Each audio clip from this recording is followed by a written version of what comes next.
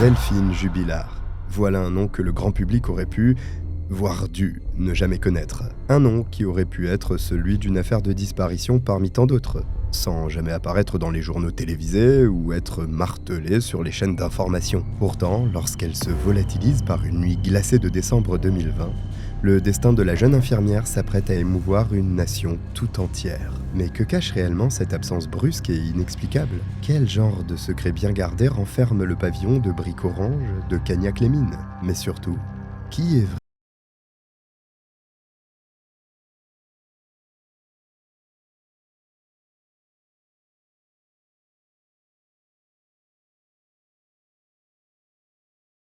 sont les questions qui tiennent la France en haleine depuis maintenant 5 ans.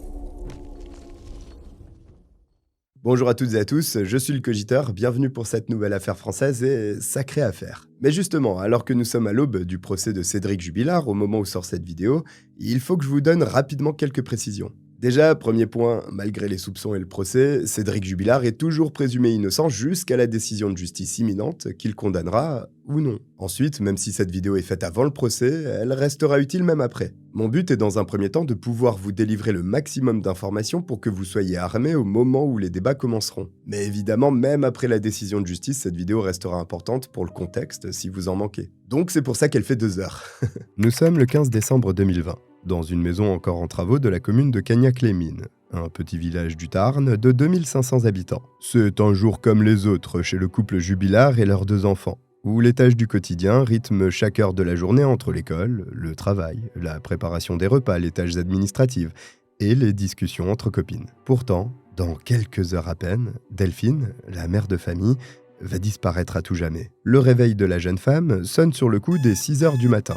Infirmière de profession, Delphine travaille essentiellement de nuit. Tandis que la plupart des gens dorment paisiblement, elle fait partie de ceux qui se démènent sans relâche pour s'occuper des patients dont les soins n'attendent pas. Et quand beaucoup sont enfin extirpés du sommeil avec des croûtes plein les yeux, elle part donc se coucher. Mais ce jour-là tombe au beau milieu de ses congés, ce qui lui permet enfin de calquer ses journées et ses nuits sur un rythme à peu près normal. Donc normalement réveil à 6h, play allumé à 6h05, petite partie jusqu'à minuit, ensuite un bon repas composé de yum yum avant de s'affaler dans le lit. Comment ça, c'est pas une journée normale? Sauf que Delphine ne vit pas seule, donc pas de play. Elle est l'heureuse maman de 2 enfants, un garçon de 6 ans nommé Louis, et Elia, une petite fille de 18 mois. Seulement ce n'est pas pour eux que l'infirmière a réglé son alarme aussitôt, mais pour son mari, Cédric, qui a encore besoin de se faire tirer du lit pour aller travailler. La jeune femme repousse donc la grosse couette blanche dans laquelle elle s'était emmitouflée pour la nuit, pose un pied fatigué devant le canapé du salon et se rend dans la chambre conjugale qu'elle déserte depuis quelques mois maintenant. Alors, devoir sortir de la couette chaude en plein hiver après le réveil agressif du téléphone, personnellement, je trouve que c'est une forme de torture. Mais passons. Après avoir rempli sa mission et réveillé son époux, elle retourne se coucher sur le divan pour grappiller quelques heures de sommeil en plus. Cédric Jubilard se lève à son tour, traînant un peu les pieds dans la maison où s'étire le silence matinal. En passant devant le salon, il jette un œil morne en direction de sa femme, enroulée dans sa couverture une place. Cédric sait bien qu'il n'est plus le bienvenu dans les bras de celle qu'il a épousée 7 ans auparavant. Dorénavant, la place est vide. Ou pire, elle est peut-être occupée par quelqu'un d'autre. Cette conviction intime rue comme un feu dans les veines du plaquiste de 33 ans. C'est d'ailleurs elle qui cristallise toutes les tensions du couple depuis de longues, trop longues semaines. Mais Cédric n'a pas le temps d'y penser davantage ce matin. Il doit se rendre sur un chantier à Albi, chez un particulier qui attend la pose de son parquet flottant. Forcé d'utiliser les transports en commun depuis un contrôle positif aux stupéfiants, qui lui a valu la suspension de son permis de conduire, c'est à pied qu'il rejoint l'arrêt de bus situé près de chez lui. Son CDD actuel est sur le point de prendre fin, son patron ayant décidé de ne pas le reconduire. Ce qui pourrait le mettre dans une situation vraiment précaire, car seul le salaire de Delphine ne suffit pas à payer toutes les charges de la maison. Le crédit, les factures et tout ce dont ont besoin les enfants. Heureusement, il s'apprête à être embauché en CDI pour un projet de rénovation au centre d'Albi, ce qui permettrait de voir l'avenir un peu plus sereinement, au moins sur le plan financier. Enfin, s'il parvient à faire ses preuves durant sa période d'essai. Tandis qu'il cogite, le temps du transport, à Cagnac-les-Mines, Delphine émerge à nouveau du sommeil. Et toujours pas de PlayStation. Cette maman de 2 jeunes enfants ne peut pas se permettre de se reposer plus longtemps, même si l'idée ne lui aurait franchement pas déplu. Louis doit être déposé à l'école avant d'être en retard. L'infirmière s'affaire donc entre séances d'habillage, préparation du petit déjeuner et changement de couche. Puis elle embarque tout ce petit monde dans sa vieille Peugeot 207, une épave devant laquelle elle prie chaque jour tous les dieux de l'automobile pour qu'elle ne la lâche pas en plein trajet. Ce 15 décembre, c'est encore une petite victoire. Le taco a tenu bon. Elle embrasse donc tendrement son fils avant de le laisser s'échapper par le portail de l'école, où l'attendent déjà ses copains. Après ça, elle doit faire un crochet par la clinique Claude Bernard, où elle travaille. Elle est attendue pour récupérer sa carte cadeau de 170 € offerte par le comité d'entreprise, comme tous les Noëls. Et vu les finances actuelles, elle ne peut pas se payer le luxe de s'en passer. En tout cas, si elle veut gâter ses 2 bouts de chou cette année. D'ailleurs, elle a déjà commandé le camion grue pour son fils. Et elle s'est aussi renseignée pour le cadeau d'Elia, un superbe tricycle évolutif. Alors clairement, Delphine connaissait son petit garçon par cœur. Mais aussi tous les garçons. Aujourd'hui encore, tu m'offres un camion grue, ça peut être une cause d'absentéisme au travail. Camion poubelle, pareil. Le prochain rendez-vous de la journée est différent des autres pour Delphine.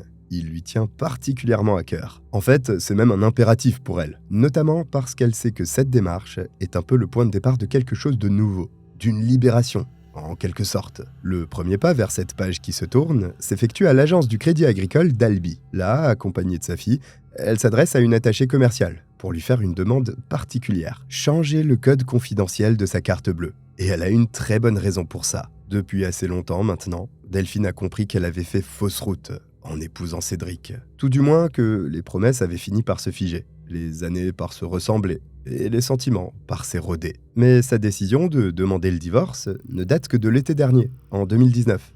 Il y a environ 4 mois. Les mots n'ont pas été faciles à prononcer. Les sentiments s'entremêlaient dans sa poitrine, entre la culpabilité de faire subir ce genre d'épreuve à ses enfants, mais aussi l'apaisement et la satisfaction d'avoir réussi à s'affirmer en tant que femme et à accepter le fait d'avoir droit au bonheur. Aujourd'hui, c'est une étape de plus vers la séparation définitive. Une étape d'importance, car Cédric a la fâcheuse habitude depuis quelques années de se servir de la carte bancaire de sa femme pour effectuer des retraits d'argent sur son compte personnel, mais aussi sur les livrets d'épargne destinés aux enfants. Et puis, dernièrement, il s'en est aussi servi pour surveiller les dépenses de Delphine en accédant à ses relevés de compte. Si elle veut vraiment retrouver le contrôle de sa vie et couper les points avec lui, elle n'a donc d'autre choix que de demander un nouveau code dont elle seule aura connaissance. L'attaché commercial du Crédit Agricole, qui comprend la problématique, donne un rendez-vous à Delphine avec une conseillère pour la fin de semaine. Là, elle pourra faire la commande d'une nouvelle carte bleue.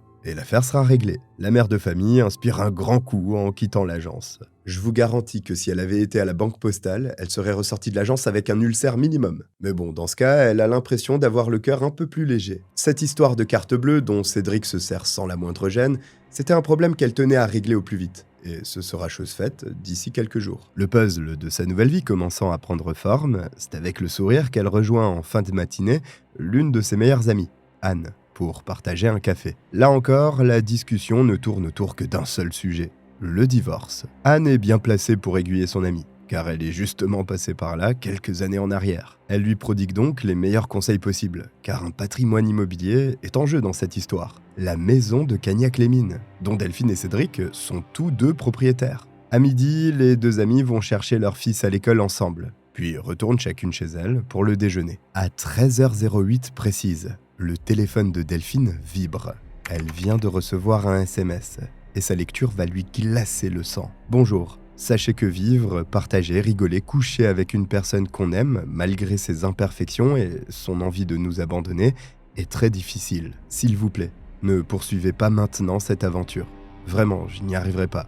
Laissez-moi encaisser les premiers coups avant de m'en donner d'autres.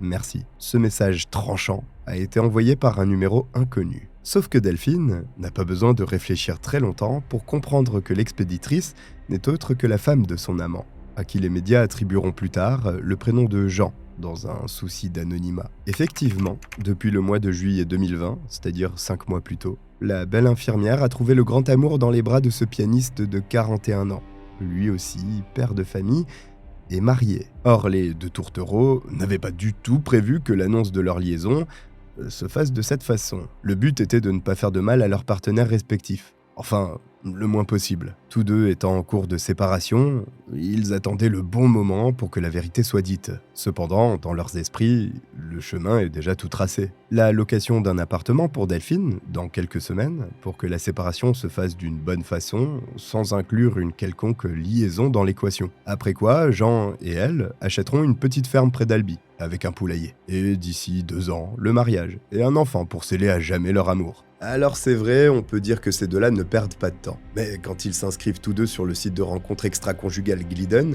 ils ne caressent pas vraiment l'espoir de trouver le grand amour. Enfin, ils sont pas dessus pour faire des parties de FIFA, quoi. Ce qui est dommage parce que c'est très bien aussi. Mais ce sont juste deux personnes tristes qui se sentent seules et malheureuses en ménage. Le profil de Jean plaît à Delphine, et vice-versa. Mais très vite, lors des premiers échanges, une petite étincelle s'allume entre eux. Jean est tout ce que Cédric n'est pas. Mature, sérieux, soigné, calme. En même temps, on compare un pianiste et un plaquiste. Il y a vraiment que le ist qu'ils ont en commun. Et je dis pas que l'un est mieux que l'autre, je dis juste qu'ils sont différents. Quant à Delphine, sa force de caractère, sa sensibilité et son humour à toute épreuve font chavirer le cœur du quadragénaire. Les amants commencent alors à se voir régulièrement en cachette, à s'échanger des tonnes de messages et à passer des heures au téléphone. Cette symbiose incroyable qui se crée entre eux est comme une évidence. En parallèle, ils ont chacun le désir de préserver au mieux leur conjoint, en prenant le temps de divorcer avant d'annoncer quoi que ce soit. Voilà pourquoi Delphine, à la lecture du SMS envoyé par la femme de Jean,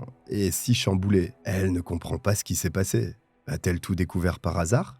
Jean aurait-il commis une erreur ? Elle se ronge les ongles, les yeux rivés sur le message, sans savoir si elle doit appeler pour s'expliquer, répondre de la même façon ou bien faire l'autruche. Heureusement pour elle, la torture est de courte durée. Quelques dizaines de minutes plus tard, un nouveau SMS s'affiche sur l'écran de son portable. Message demandé par Jean. Nous nous sommes mis d'accord tous les deux pour que tant que nous habiterons ensemble, nous soyons une famille. J'accepterai tout ce qui se passera après. Nous nous étions promis de ne jamais nous faire de mal en nous séparant et c'est la version la moins douloureuse. Psychologiquement, je ne peux pas tout endurer d'un coup. Laisse la place se libérer avant de la prendre. Dépassée par les sentiments d'euphorie, d'excitation et l'adrénaline qui fait battre son cœur à toute vitesse, Delphine ne sait pas vraiment quoi répondre. Se pourrait-il finalement que ça se passe d'une manière aussi cordiale ?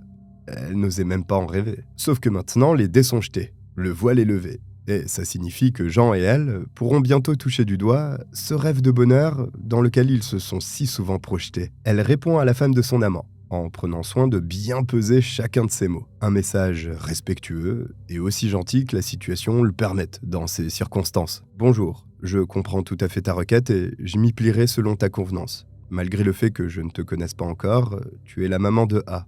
Je te considérerai donc telle qu'elle, avec toute la bienveillance que je pourrais te donner. Faites les choses au mieux pour lui. En attendant, je vais m'effacer, me faire discrète, te laisser digérer la nouvelle et vous laisser en famille selon ton souhait. Bonne journée. Encore fébrile, elle appelle Jean 1 heure plus tard au téléphone, pour qu'il puisse mettre à plat ce que les deux femmes viennent de s'échanger par message. À présent, l'infirmière veut se concentrer sur son prochain objectif, faire ses valises et s'installer dans un appartement à Albi. Ça veut dire quitter définitivement Cédric. Elle le sait déjà, ce ne sera pas un moment facile. Mais après ça, le plus dur sera derrière elle. Delphine prévoit de plier bagages fin janvier, pour laisser passer les fêtes de fin d'année et ne pas gâcher le Noël de tout le monde. Ce qu'elle ignore, c'est que fin janvier, il sera trop tard. Car c'est ce soir du 15 décembre que son histoire, ses rêves et ses envies prennent fin. La fin de journée approche. Delphine, tout à son bonheur, place sa fille dans sa poussette et part chercher Louis après sa journée d'école à 16h30. En rentrant, et c'est un détail important, elle stationne sa 207 sur le trottoir pentu en face de chez elle, capot en direction du haut, comme à son habitude. Il est 18h40 lorsque Cédric franchit à son tour le seuil de la maison. Malgré le feu de bois qui crépite dans la cheminée, l'ambiance reste glaciale entre les deux anciens amoureux. Cordiale, mais glaciale. Cédric cuisine un plat de pâtes accompagné de steak haché et de cordon bleu.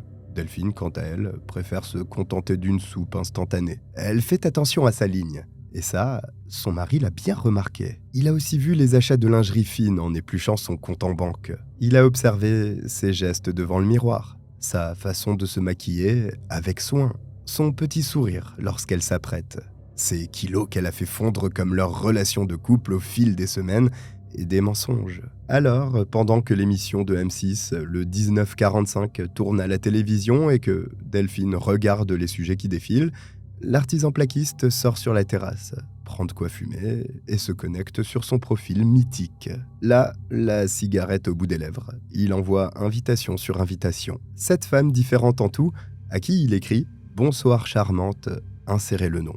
J'espère que vous allez bien et que vous avez passé une bonne journée. Si jamais vous vouliez faire plus amplement connaissance, ce serait avec grand plaisir. Cordialement, Cédric. » Ah bah oui, il a rédigé un message générique et il change juste le nom. Pourquoi s'emmerder? On est sur de l'amour fast-food. Cédric Jubilard est loin d'être stupide. Et après tout, il n'y a pas de raison que sa femme soit la seule à vivre sa meilleure vie. Un regard balancé par-dessus son épaule lui confirme qu'elle est sûrement encore en train de parler avec son amant. Le nez plongé dans son téléphone et un sourire d'adolescente au coin de la bouche. Le mari ne dit rien, ne bronche pas. Mais au fond, silencieusement, il enrage. D'ailleurs, il n'a pas tort sur un point. Delphine est bel et bien en train d'échanger avec Jean, qui se réjouit de cette nouvelle vie qui se profile pour eux. La mère de famille, rappelée à ses obligations, pose son téléphone pour aller coucher sa fille de 18 mois. Puis elle revient se blottir avec son fils dans le canapé. Ce soir, c'est la finale d'Incroyable Talent. Et c'est un petit rituel mère-fils que tous deux ne rateraient pour rien au monde. 21h30. Cédric part s'aérer l'esprit dans le quartier, accompagné de Gnocchi et Oprah, les 2 charpeilles de la famille. Pendant ce temps, Delphine a repris son téléphone en main et envoie des mots doux à celui qui fait battre son cœur, Jean. À 22h18, ce dernier lui envoie un nouveau SMS. Un jour prochain, ton lit sera mien. La réponse de sa maîtresse est presque instantanée. Elle se rend dans la chambre, s'assoit sur le lit et prend un selfie avec un petit air mutin. J'attends que ça. Que ton lit soit mien. 10 minutes plus tard, Cédric rentre de sa balade. Il va prendre une douche, puis part directement se coucher. Sa femme, elle, envoie encore quelques derniers messages avant de faire de même et de rejoindre le canapé dans lequel elle dort toutes les nuits depuis l'été dernier. À 22h58, la mère de famille envoie un nouveau SMS. Ce sera le dernier. Un sobre « Je t'embrasse », suivi d'un cœur étoilé. Et puis, quelque chose bascule. Car après cette soirée, plus personne ne reverra jamais l'infirmière. Comme si elle n'avait jamais existé. Comme si quelqu'un avait appuyé sur un bouton pour la faire disparaître. La nuit s'étire lentement à Cagnac-les-Mines. Et personne, ou presque, ne sait ce qu'il se passe derrière les volets clos de la maison des Jubilards. En cette période de Covid, toute sortie est interdite jusqu'à 6h du matin. Exception faite pour les propriétaires de chiens. C'est le tout premier couvre-feu. À 4h10 pourtant, alors que tout le quartier dort encore à point fermé, Cédric est debout et bien réveillé, nerveusement. Il compose 2 chiffres sur le clavier tactile de son téléphone portable. Le 17. La conversation est enregistrée et retranscrite à l'écrit, ce qui permet de relater avec précision ce que le père de famille explique aux gendarmes en poste. Ses premiers mots sont « Oui, bonjour, je ne sais pas où est passée ma femme ». L'opérateur au bout du fil tente d'éclaircir un peu la situation et demande des précisions. Cédric réplique « Eh ben, écoutez, je me réveille là, je suis tout seul à la maison ». Il précise être déjà sorti faire le tour de chez lui, au cas où Delphine se trouverait sur la terrasse ou dans le jardin. Mais rien. Louis et Elia, eux, sont toujours profondément endormis dans leurs lits respectifs. Lorsqu'on lui demande s'il n'y a pas de problème particulier entre eux qui aurait pu expliquer un départ volontaire, il répond par la négative. « Ah non, après, on est en instance de divorce. Ça, c'est une chose. Mais après, ça se passe bien. » D'après lui, ça fait 25 minutes qu'il tente sans succès de joindre son épouse. Il a même réussi à réveiller l'une des copines de sa femme, qui lui a répondu, surprise, qu'elle ne se trouvait pas chez elle. L'interlocuteur demande à Cédric de lui donner le numéro de téléphone de sa femme, puis recommence à creuser un peu pour juger de l'urgence de la situation. Il apprend ainsi que le mari en panique soupçonne à 2000%, d'après ses mots, que la mère de ses enfants est un amant, mais que sa Peugeot 207 est encore garée dans la rue, et qu'elle n'est donc certainement pas partie le rejoindre. Et puis, il y a les chiens, Gnocchi et Oprah. En général, Delphine les rentre le soir avant de se coucher. Mais à 3h45, quand il se réveille à cause des pleurs de sa fille, Cédric les trouve dehors, à attendre qu'on leur ouvre la porte. Il suppose donc assez vite que sa compagne est peut-être sortie les promener, et qu'elle aurait pu faire une mauvaise rencontre sur la route. D'ailleurs, il l'exprime très clairement au téléphone, en larmes. Je préfère partir du principe qu'elle est en danger. Au vu de ces éléments plutôt inquiétants, la décision est prise d'envoyer une patrouille au 19 rue Yves Montand à Cagnac, le domicile du couple. Même si, pour les forces de l'ordre à cet instant et vu les circonstances décrites par le mari inquiet, il est tout à fait possible que Delphine se soit octroyé une petite escapade nocturne, avec un amant, qui serait passé la récupérer près de chez elle. 2 gendarmes de la brigade de Pamplonne, une commune située au nord de Cagnac, arrivent sur place à 4h50 du matin. Elles gravissent péniblement le talus boueux qui mène à la porte d'entrée, mais à leur surprise, celle-ci est condamnée. En fait, le couple a perdu la clé il y a des mois. Et au lieu de changer la serrure ou de refaire une nouvelle clé, ils ont simplement pris l'habitude de rentrer et sortir par la porte vitrée de la cuisine. Justement, une lumière filtre à travers celle-ci, ce qui guide les gendarmes dans sa direction. Cédric Jubilard est là, dos à elle, dans une combinaison de pyjama panda, plutôt surprenante avec ses oreilles et sa petite queue blanche. Il est accroupi devant sa machine à laver dont il vient de refermer le hublot. Les militaires échangent un regard perplexe. Elles ne comprennent pas bien quelle était l'urgence de lancer un cycle de lavage à 5h du matin, alors que l'homme vient d'appeler en pleurs pour signaler la disparition de sa femme. C'est le cycle de lavage qui rend perplexe les gendarmes? Pas le mec en tenue de panda? Bon, en réalité, je pense que c'est toute la situation en elle-même. Parce que l'espace d'un instant, elles se demandent si elles ne se sont pas trompées d'adresse. Mais c'est bien le domicile des Jubilards. Le mari leur ouvre, anxieux, au bord des larmes. Tandis qu'il commence à leur réexpliquer la situation, elles font un tour de la maison, passent dans les chambres des enfants qui dorment encore, vérifient chaque pièce et terminent dans le salon, où trône timidement un petit sapin de Noël. Là, un premier élément leur saute aux yeux. Il y a des traces de boue dans l'entrée. Sur le canapé, elle remarque aussi la présence d'un plaid et d'un drap soigneusement plié, signe que quelqu'un semble avoir dormi ici. L'élément le plus inquiétant pour le moment, c'est peut-être le sac à main de Delphine, retrouvé posé sur le rebord du canapé. À l'intérieur se trouve le portefeuille de la jeune femme, ainsi que son permis de conduire, sa carte bleue et ses papiers d'identité. La thèse du départ volontaire s'effrite doucement mais sûrement. Ben oui, parce que même dans le cas d'un rendez-vous amoureux secret, qui partirait en laissant volontairement son sac avec ses papiers et ses moyens de paiement. En revanche, il n'y a aucune trace de son téléphone portable. Mais le chargeur, encore branché à la prise murale, laisse à penser que l'infirmière est partie avec une batterie pleine. Une première demande urgente de géolocalisation est faite auprès de SFR, l'opérateur téléphonique de la mère de famille. Voilà 2 surprises. La première, SFR a décidé d'être efficace. Pour la deuxième, il semble que l'appareil borne à Cagnac-les-Mines, ce qui veut dire qu'il se trouve au maximum dans un rayon de 2 km autour du village. Pour être plus précis, le téléphone est toujours dans la couverture réseau de l'antenne relais la plus proche du domicile conjugal. Mais devant les gendarmes qui viennent de récupérer l'information, Cédric commente soudain d'une voix blanche. Ça, c'est son téléphone, mais c'est pas elle. Pourtant, logiquement, il y aurait plutôt de grandes chances pour qu'elle soit en possession de son portable. Dans le cas contraire, ce ne serait clairement pas bon signe. Dans tous les cas, il faut à tout prix essayer de le retrouver. Les gendarmes partent donc toutes les deux effectuer une première patrouille dans les rues de Cagnac, mais aussi alentour. Malheureusement, lorsqu'elles reviennent voir Cédric un peu plus tard, accompagné d'un adjudant-chef, c'est pour annoncer que les recherches n'ont rien donné. L'artisan plaquiste est alors interrogé sur la tenue que portait Delphine, selon lui, au moment de partir. Il pense qu'elle était habillée de sa doudoune blanche et de ses boots noirs. Seules affaires qui semblent manquer dans l'entrée. Après quoi, un peu plus apaisé que lors de son appel à la gendarmerie, il revient sur l'hypothèse d'une balade nocturne, arguant que Delphine avait déjà, il y a longtemps, fait plus de 10 km seule pour se promener dans l'obscurité. Pourquoi pas, sauf qu'il en profite aussi pour se plaindre de sa situation de couple. Et revenir une nouvelle fois sur le fait que sa femme infidèle est inscrite sur des sites de rencontres. D'ailleurs, il y a quelques mois, il l'a même surprise en train d'envoyer des messages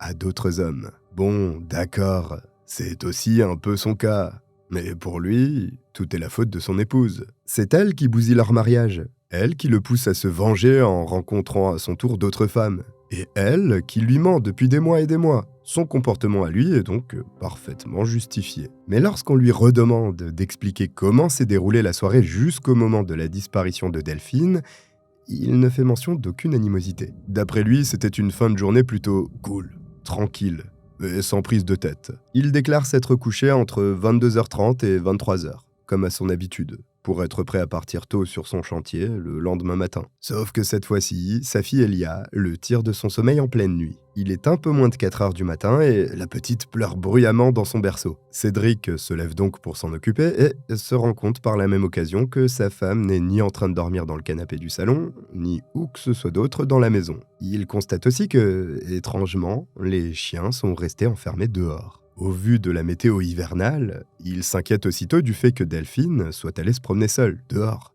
et contacte les amis de cette dernière. Puis, enfin, la gendarmerie. Pour lui, cette situation reste un mystère incompréhensible. Et il n'est pas le seul. Tout ce qu'il espère à cet instant, selon ses propres mots, c'est qu'elle ait juste pété un plomb et qu'elle soit partie. 30 minutes après les premières recherches infructueuses, une nouvelle demande est faite auprès d'SFR. Résultat, le téléphone de Delphine semble toujours se trouver au même endroit, à Cagnac-les-Mines. La frustration est grande pour l'équipe de gendarmerie, qui a conscience de n'être peut-être qu'à quelques centaines de mètres de l'objet, et donc de la jeune mère de famille.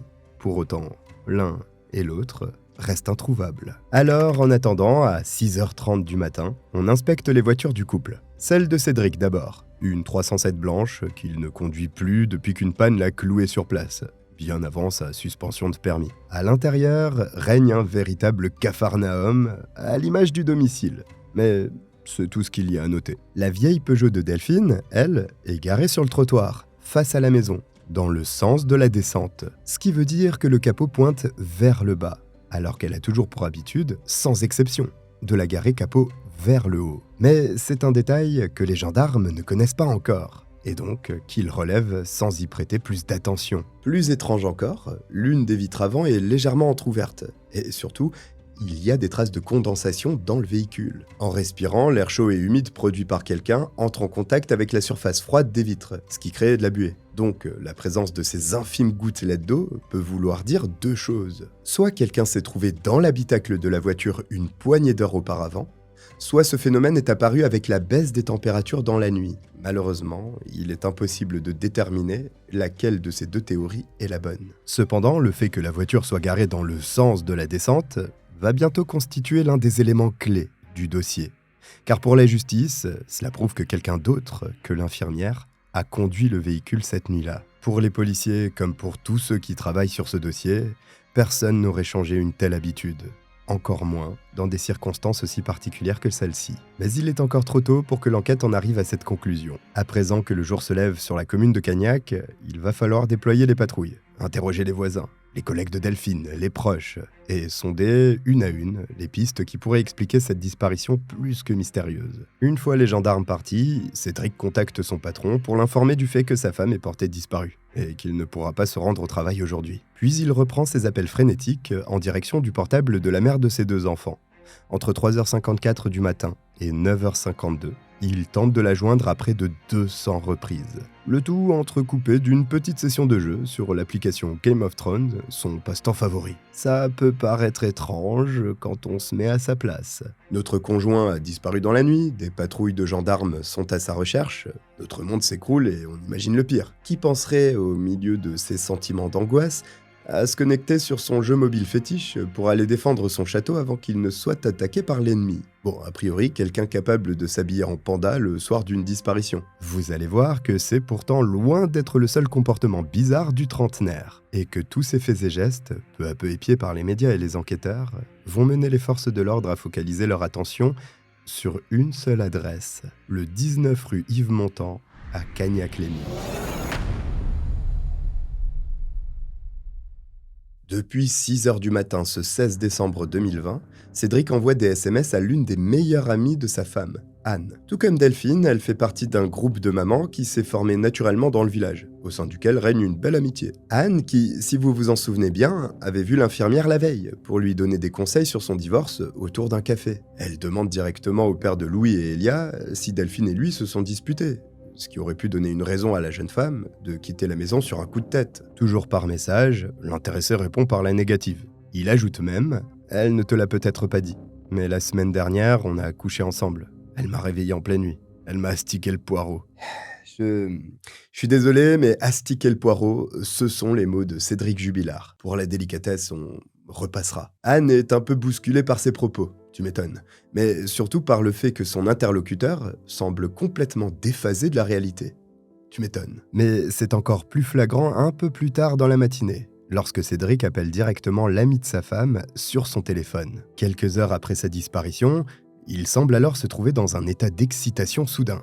Il bondit à l'autre bout de la ligne. « J'ai grillé Delphine. Elle a envoyé une photo d'elle à un mec. » Le plaquiste ne dit pas comment il a su, alors que le téléphone de sa compagne était censé être introuvable, qu'elle avait effectivement envoyé une photo d'elle à son amant. En revanche, il continue sur sa lancée et explique avoir fouillé le compte Instagram de son épouse. En vérifiant la liste de ses abonnés, il a réussi à identifier 8 hommes qu'il ne connaît ni d'Ève ni d'Adam, et qui pourraient donc tous être des suspects potentiels. Mais que cherche-t-il vraiment avec tant d'énergie ? Sa femme qui s'est évanouie dans la nature, ou seulement la preuve qu'elle le trompe et qu'il avait raison depuis le début? À 7h48, le portable de Delphine, qui bornait toujours au même endroit, bascule définitivement sur répondeur. Une question sans réponse demeure. S'est-il déchargé?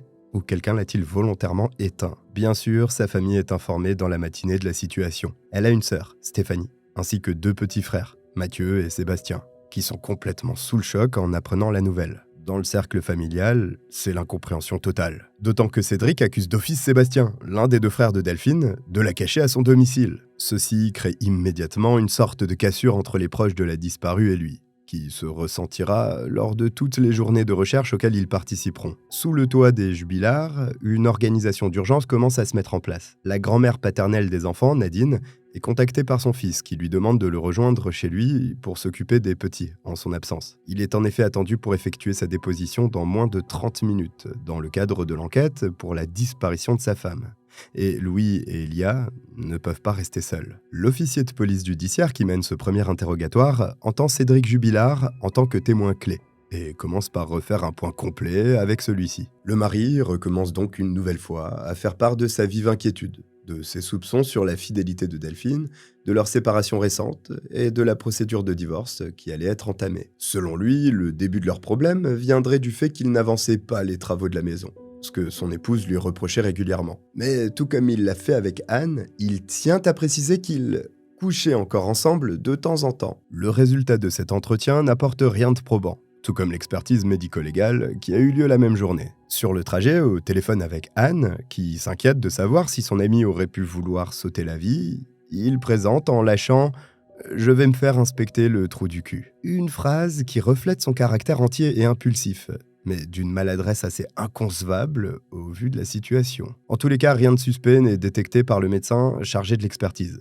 Sauf que le spécialiste rencontre un problème de taille. D'ordinaire, lors d'une lutte, par exemple, des morceaux de peau ou de sang peuvent se coincer sous les ongles. Mais comme Cédric se les ronge jusqu'au sang, il est impossible d'y réaliser le moindre prélèvement exploitable. C'est aussi une impasse pour les premières analyses menées au domicile du couple, qui se révèlent vaines, bien que le luminol, ce révélateur de traces de sang, ait été passé dans toute la maison. Il en va de même pour la couette blanche que le mari avait supposément mis au lavage au moment de l'arrivée de la gendarmerie, à cause, d'après ses déclarations, de l'un de ses chiens qui aurait uriné dessus. L'eau contenue dans les siphons de la machine à laver et l'eau de vidange passent aussi sans succès entre les mains des experts. En revanche, une micro-trace du sang de Delphine, mélangée à du liquide séminal, est retrouvée sur la manche du pyjama que portait Cédric. Mais la quantité est tellement infime que d'après le légiste, il pourrait tout autant s'agir du résultat d'un ancien rapport sexuel. Là encore, rien n'est sûr. Nadine, la mère de Cédric,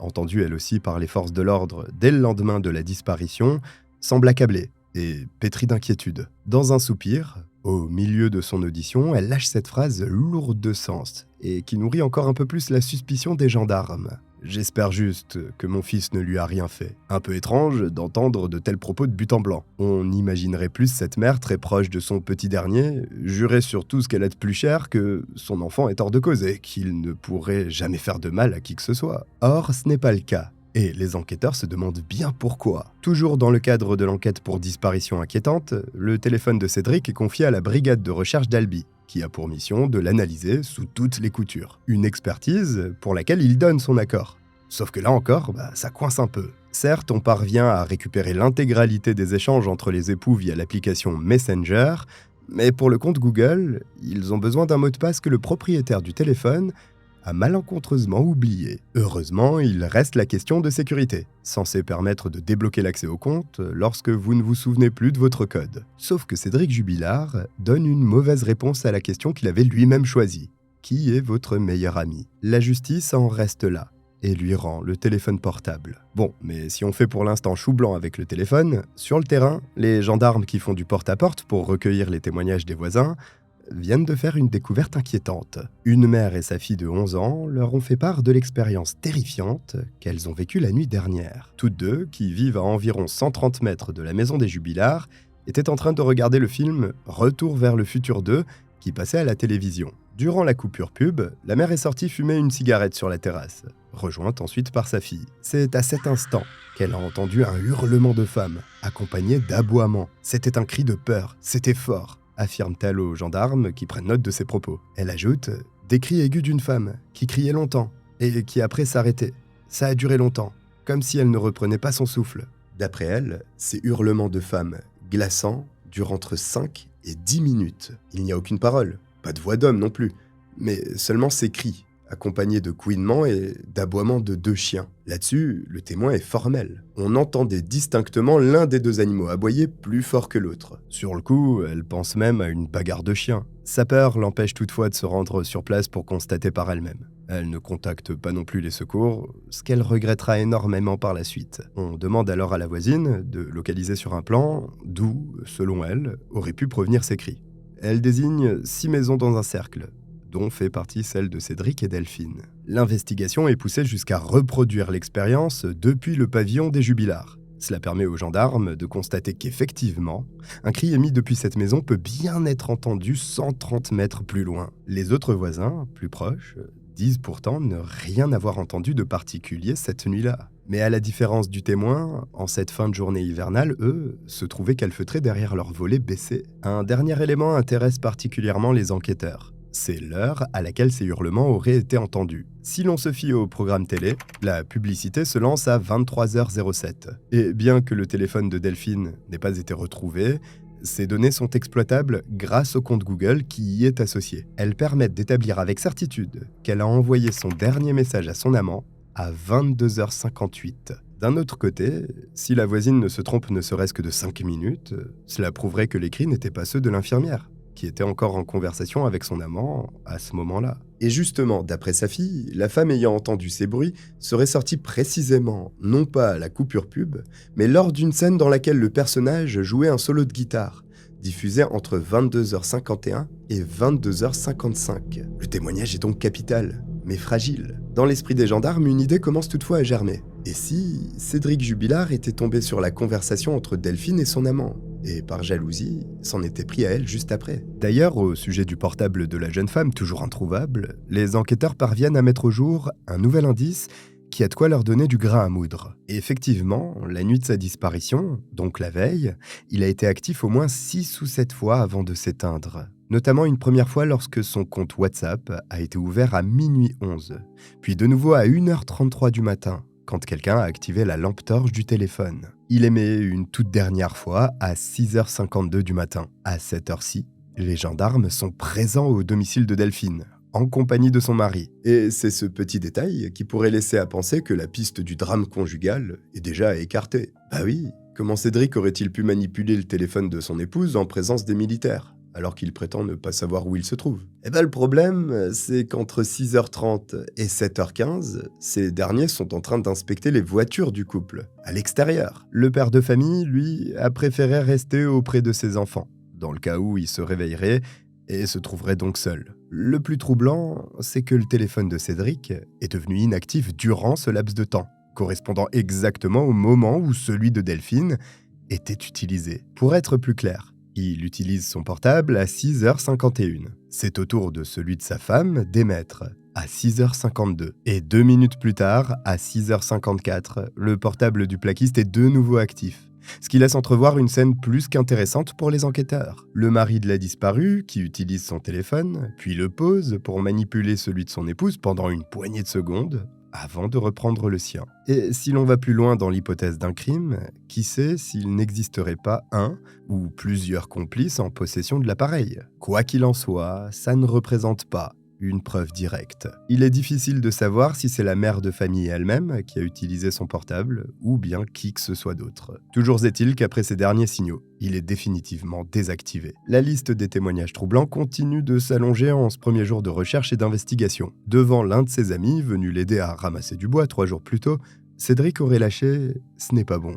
j'ai envie de la tuer. Et puis, il y a aussi Louis et Elia. Si la petite fille est encore bien trop jeune, son grand frère, âgé de 6 ans, sait parfaitement s'exprimer et pourrait être d'une aide capitale pour faire avancer l'enquête. En toute logique, il devrait corroborer l'histoire racontée par son père, si ce dernier a bien dit la vérité. Mais peut-être a-t-il vu ou entendu quelque chose d'inhabituel chez sa mère. Si elle est partie d'elle-même, il n'est pas incohérent de croire que Delphine ait pu glisser un mot à l'intention de son fils pour le prévenir, ou même le rassurer. Dans l'après-midi du 16 décembre, les gendarmes entendent donc ce que le petit garçon a à dire au sujet du déroulement de la soirée. Lorsqu'il s'agit d'auditionner un enfant, ils ont l'obligation légale de respecter un certain protocole baptisé Mélanie. Les questions ne doivent pas orienter ses réponses, et il doit disposer de temps de repos, de moments de déconcentration. Le tout bien évidemment dans un lieu adapté à son âge, avec des jouets par exemple. Au départ, l'enquêtrice qui s'adresse à Louis essaie d'apprendre à le connaître, sans le brusquer. Quels sont ses goûts? Que souhaite-t-il faire comme métier? A-t-il un animal de compagnie? Puis, petit à petit, les questions se précisent. Lorsqu'on lui demande ce qu'il fait depuis ce matin, il répond avec ses mots à lui, mais en faisant preuve d'une cohérence remarquable. Il y a papa qui m'a dit que je reste au lit. Après, je me suis réveillé à 9 h. On est parti. On a mangé. Après, je suis allé à la sieste. J'ai dormi jusqu'à 15 h. Après, je me suis réveillé. Après, vous êtes venu. Et après, on est allé à la caserne. Puis l'enquêtrice aiguille un peu ses questions pour savoir comment Louis se sentait chez lui. Quel genre d'ambiance régnait à la maison. Quand il en vient à parler de ses parents, le petit garçon affirme que tout se passe bien. Mais il rebondit vite sur le fait que, souvent, il les entend se disputer, se crier dessus. En revanche, ce genre de scène ne lui revient pas en mémoire pendant les heures qui précèdent la disparition de sa mère. Il explique qu'il mange, puis qu'il va regarder la finale de l'émission Incroyable Talent en compagnie de Delphine. Exactement comme le père de famille l'a relaté face aux gendarmes venus aux premières heures de l'aube. Une fois l'émission terminée, vers 23 h, Louis part se coucher. Il précise toutefois qu'au moment de rejoindre sa chambre, ses parents parlaient, mais ne criaient pas. Ce détail est loin d'être minime, car Cédric Jubilard a affirmé être parti se coucher avant sa femme et son fils. Or, selon ce que vient de déclarer Louis, il aurait menti. Seulement, les enquêteurs savent bien que la parole d'un enfant est quelque chose de fragile. Ils le réauditionneront quelques semaines plus tard pour s'assurer que son témoignage reste sur la même ligne. Toujours est-il que les premiers doutes commencent à se distiller dans leurs esprits. Même s'ils gardent en tête le fait que le mari n'a peut-être pas dit toute la vérité, ils n'écartent pas encore définitivement l'hypothèse du départ volontaire, ni celle de la mauvaise rencontre. À l'insu du père de famille, la 207 de Delphine est donc discrètement équipée d'une balise GPS, histoire de pouvoir la suivre si, sait-on jamais, elle revenait récupérer sa voiture. Ce que ce tracker permettra surtout de savoir, c'est que tard ce soir-là, le père de famille outrepasse sa suspension de permis. Il prend la voiture de son épouse disparue. Et avec la carte bleue, qu'il a encore une fois subtilisée dans son sac à main, il part retirer 20 € à un distributeur pour s'acheter des stupéfiants dans un quartier où il a ses habitudes, à Albi. Car depuis 15 ans, Cédric Jubilard est accro au cannabis, qu'il consomme tous les jours. Une dizaine de joints quotidiens pour lesquels il dépense chaque mois entre 300 et 400 €. Après s'être ravitaillé, il part dormir chez ses parents à Carmaux, une dizaine de kilomètres plus loin. Là, il retrouve Louis et Elia, ces 2 enfants pris en charge par leur grand-mère plus tôt dans la journée. Mais pour les enquêteurs qui observent le trajet sur la balise GPS, ce comportement est surprenant. Si Delphine est toujours en vie et qu'elle a quitté la maison de son propre chef, pourquoi s'éloigner au lieu de l'attendre chez eux, pour être sûr de ne pas manquer son retour? Ça fait à présent 2 jours que Delphine, une infirmière et mère de 2 enfants de Cagnac-les-Mines, a disparu. Sa famille commence à lancer des alertes sur les réseaux sociaux. Et les hélicoptères, chiens policiers et patrouilles qui fouillent le village ont rapidement propagé l'information auprès des riverains, bouleversés et terriblement inquiets. Son mari aussi relaye les annonces sur sa page Facebook. Et il se mobilise sur le terrain pour aider les bénévoles et les policiers qui s'investissent dans les recherches. D'ailleurs, le 17 janvier, il retrouve 2 anciennes connaissances qui ont vu l'alerte disparition publiée sur ses réseaux sociaux et qui ont décidé de se joindre à lui pour chercher Delphine, touchée par sa détresse. Le petit groupe se réunit et commence à avancer à pas lents vers le terrain de foot de la ville. L'occasion pour Cédric de se plaindre de sa situation, car il le sent bien. Il est déjà considéré comme le principal suspect. C'est ce qui arrive quand on se balade en pyjama de panda à 5 h du mat en faisant une machine après que sa femme a disparu en pleine nuit et qu'on dit à un ami qu'on a envie de la tuer. Mais alors que ses compagnons cherchent Delphine en observant au loin et en l'appelant, Cédric rampe dans les buissons, comme s'il était à la recherche d'un corps. Soudain, Un peu plus loin, en direction d'un circuit de motocross, l'un de ses amis repère quelque chose. Une sorte de forme blanche, comme un manteau ou une veste, abandonnée au bas d'un talus. Justement, Cédric avait informé les gendarmes que, selon lui, sa femme était sortie avec sa doudoune blanche. Pourtant, à la vue de ce qui pourrait être effectivement une trace laissée par Delphine, et avant même de s'en approcher, il secoue la tête. La pente est trop raide. Ça ne vaut pas le coup de s'y risquer. Un peu troublé, ses comparses n'osent pas insister, et tous trois poursuivent leur route. Les jours suivants, l'enquête suit son cours, mais on ne peut pas dire qu'elle avance vraiment. Afin de tenter d'expliquer le départ de son épouse, le mari de Delphine se lance dans des théories plus farfelues les unes que les autres. Par exemple, vu qu'elle ne mangeait plus de charcuterie depuis 2 mois, il trouve tout à fait plausible qu'elle se soit convertie en secret à l'islam, qu'elle se soit radicalisée, et que cette nuit du 15 décembre, elle ait en réalité quitté la France pour faire son djihad. Malgré tout, pour ne laisser aucune place au doute, cette piste est aussi vérifiée auprès des services compétents, pour s'apercevoir qu'elle ne mène évidemment à rien de sérieux. En tout, en ce début d'investigation, ce sont plus de 50 auditions de témoins qui sont menées, et tout autant d'analyses téléphoniques et de recherches sur le terrain. Jour après jour, les volontaires se joignent à la 50aine de militaires réservistes déployés pour mener les recherches à Cagnac et ses alentours. On fait survoler la zone à des drones et des hélicoptères. On sonde le lac de la commune et le Tarn, cherchant sans relâche l'infirmière. C'est bientôt la France entière qui s'émeut de ce drame. Et ça se ressent clairement dans la région, où tout le monde ne parle plus que de la disparition de cette jolie brune, mère de 2 jeunes enfants, et dévouée à son travail d'infirmière dans les heures les plus difficiles du Covid. Pourtant, malgré les moyens colossaux mis en œuvre, elle reste totalement introuvable. En tout cas, dans l'esprit des enquêteurs, le fait qu'elle ait pu quitter son domicile de son propre chef apparaît de moins en moins évident. Tous ses proches témoignent du fait qu'elle n'aurait jamais quitté ses enfants. Et puis, elle avait des projets. Elle venait de faire un crédit pour une nouvelle voiture, s'épanouissait dans son travail, et elle avait retrouvé le bonheur au bras de son amant, Jean, qui d'ailleurs lui aussi reste dans une attente interminable, sans la moindre nouvelle de celle qu'il aime. Bien évidemment, celui-ci fait partie des premiers à être interrogés par les gendarmes dès lors que son identité est dévoilée. Son logement, situé à Montauban, à environ 1 heure de route de Cagnac, est d'ailleurs lui aussi perquisitionné. Sans résultat. En plus, sa femme et lui possèdent un alibi solide pour la nuit du 15 décembre, vérifié et confirmé par des témoins. Arrivé à ce stade, la brigade de recherche d'Albi fait le point. Et voilà les 2 pistes qui sont, selon elle, les plus plausibles. Première option, une mauvaise rencontre suivie d'un enlèvement et d'une séquestration. Deuxième option, un homicide par conjoint. Pour le premier cas, l'hypothèse selon laquelle un rôdeur aurait croisé la route de Delphine semble réaliste.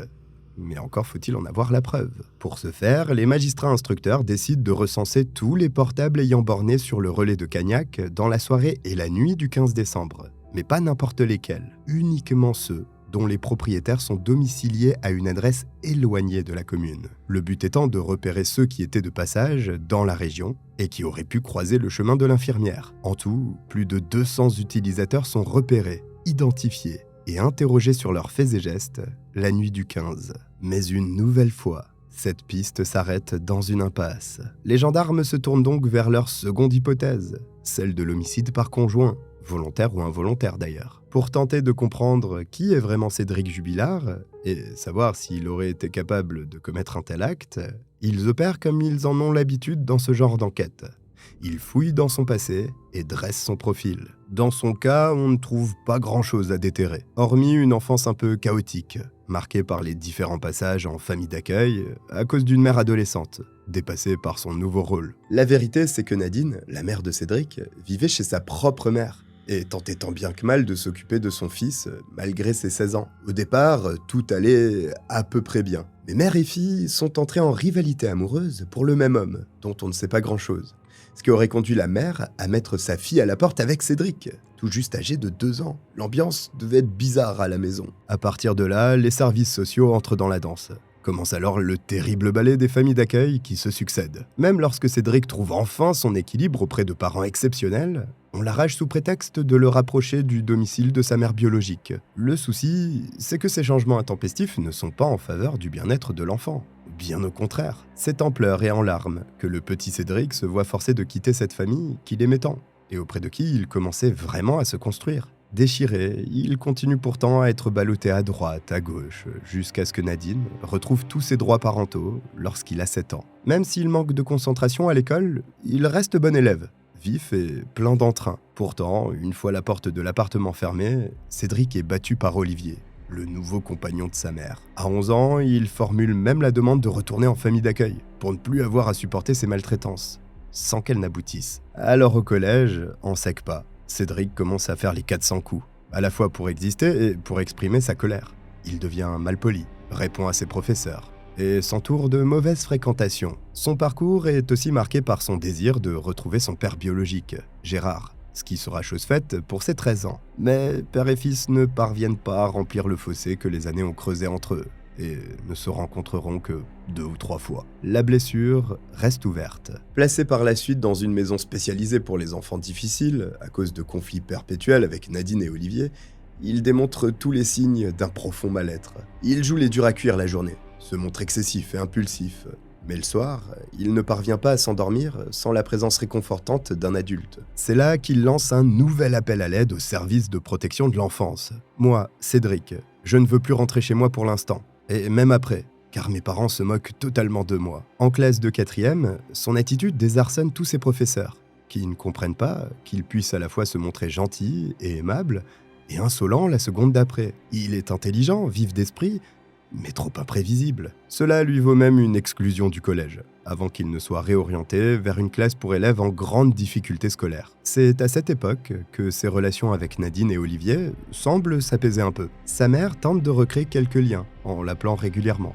Et lui, du haut de ses 16 ans, accepte de rentrer chez lui les week-ends. Seulement, Cédric est toujours en décalage avec le reste de ses camarades, qui le rejettent parfois. Après ça, il change de nouveau plusieurs fois de famille d'accueil et se met à fumer du hashish. Juste après que son éducatrice ait baissé définitivement les bras et renoncé à l'aider, Cédric fait parler de lui lors d'un fait plutôt glauque, celui d'un détournement de mineur. Quelques mois avant sa majorité, il rencontre une adolescente de 14 ans et se rapproche d'elle. Ils auront plusieurs relations sexuelles avant que la mère de la jeune fille ne porte plainte. Cédric, lui, estime qu'il n'a rien à se reprocher.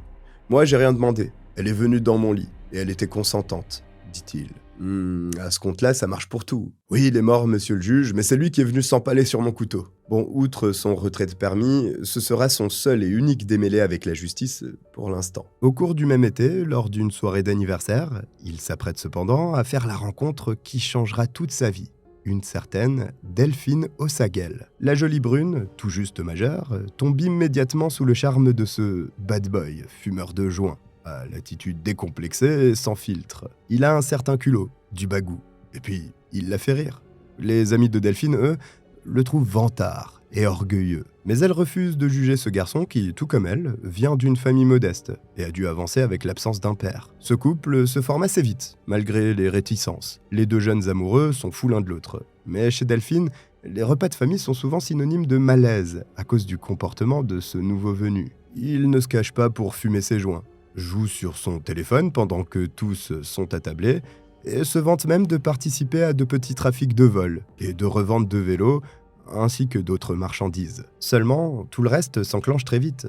Le premier appartement en amoureux, le diplôme de l'école d'infirmière que Delphine décroche du premier coup, et les petits boulots de plaquiste en CDD de son petit copain. Embauché juste après ses études par la clinique Claude Bernard à Albi, Delphine choisit dès le départ de travailler en horaire décalé, ce qui laisse tout le loisir à son amoureux, la nuit, de s'adonner à sa passion pour le poker en ligne. Calme, observateur, Cédric s'est parfaitement bluffé et remporte la plupart des manches. Fidèle à lui-même, il se retrouve aussi au cœur de plusieurs plaintes pour tapage nocturne, lorsqu'ils emménagent une première fois dans une maison qu'il loue dans la commune d'Arthès. Car lorsque Delphine est au travail, en pleine nuit, son compagnon met la musique à fond et s'amuse à jouer au foot dans la rue sans se soucier une seule seconde du voisinage. C'est aussi le moment des premières disputes dont sont témoins les voisins de l'époque.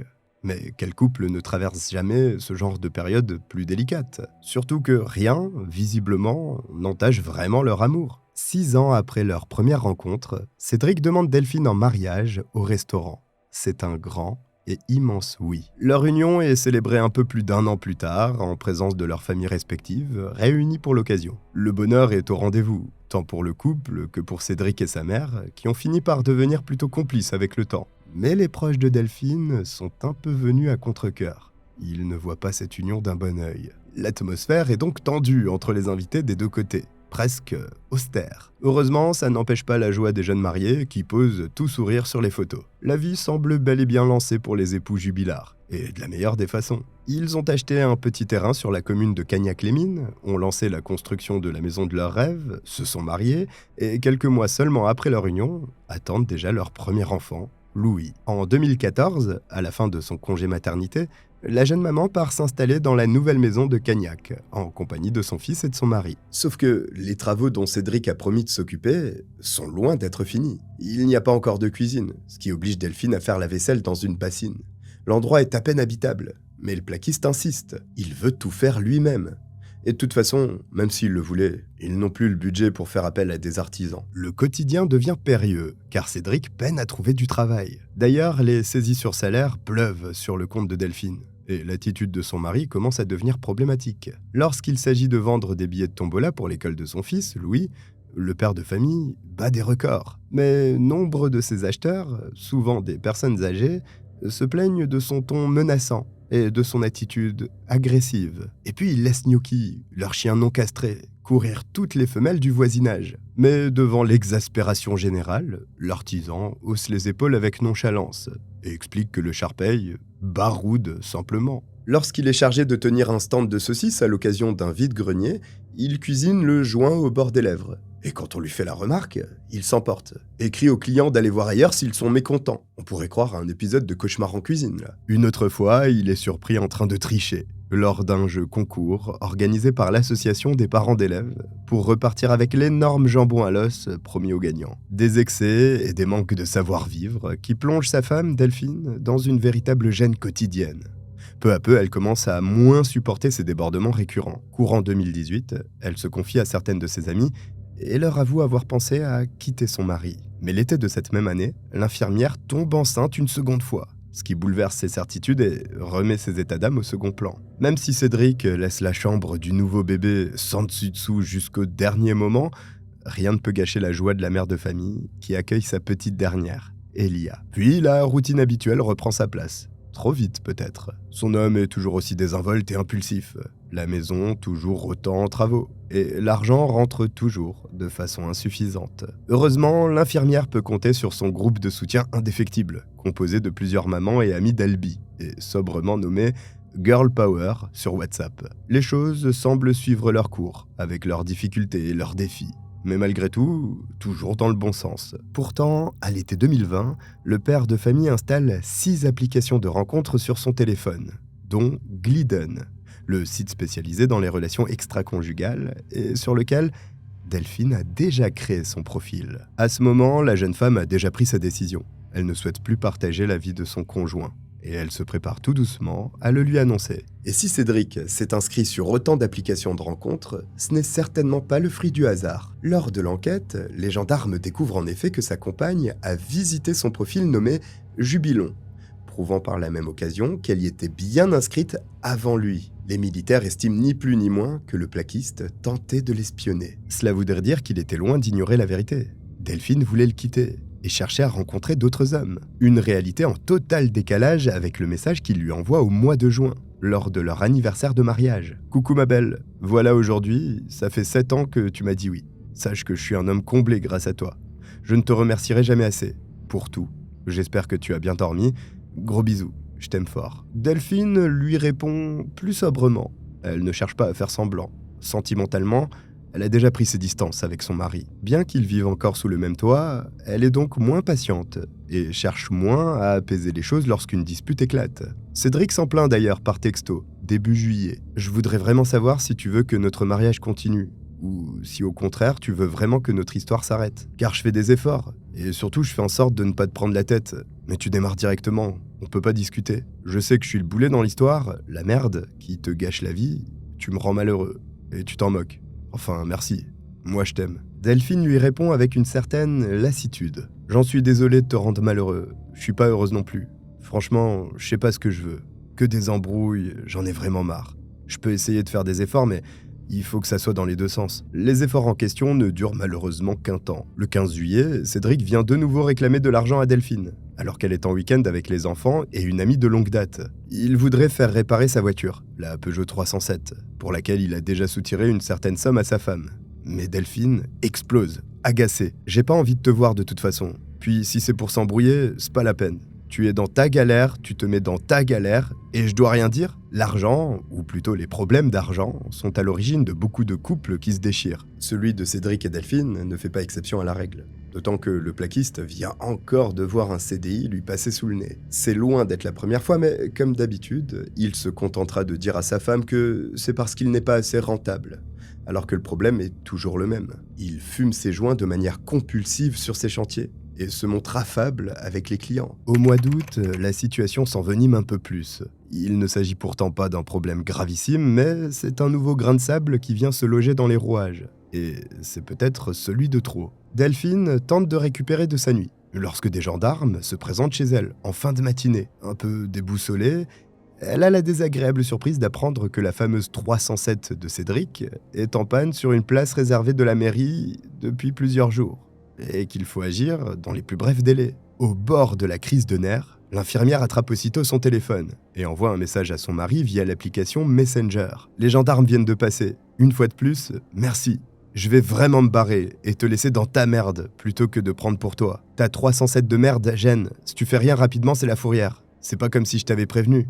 Bref, fais ce que tu veux. T'en auras pour plus de 500 boules si tu fais rien. Tu veux vraiment partir ? Oui, je vais partir quelque temps. C'est plus la vie que je veux. Je me demande qu'est-ce que j'ai vraiment fait. Maison bidochon, voiture bidochon. Je vais pas te redire mes raisons. Un peu plus tard, lors d'un week-end en famille chez l'oncle de Delphine, Cédric est décrit comme odieux et particulièrement pénible par les proches de la jeune femme. Il passe même ses nerfs sur leur fils, Louis, et hurle devant tout le monde sur son handicapé de fille qui vient sans le vouloir de mettre un coup dans le visage d'une cousine. La vérité, c'est que ses soupçons au sujet de l'infidélité de son épouse n'en sont plus, et cela fait ressortir le pire de sa personnalité. Il contacte Anne, l'amie de toujours, pour lui demander de l'avertir dès qu'elle aura des preuves de cette liaison.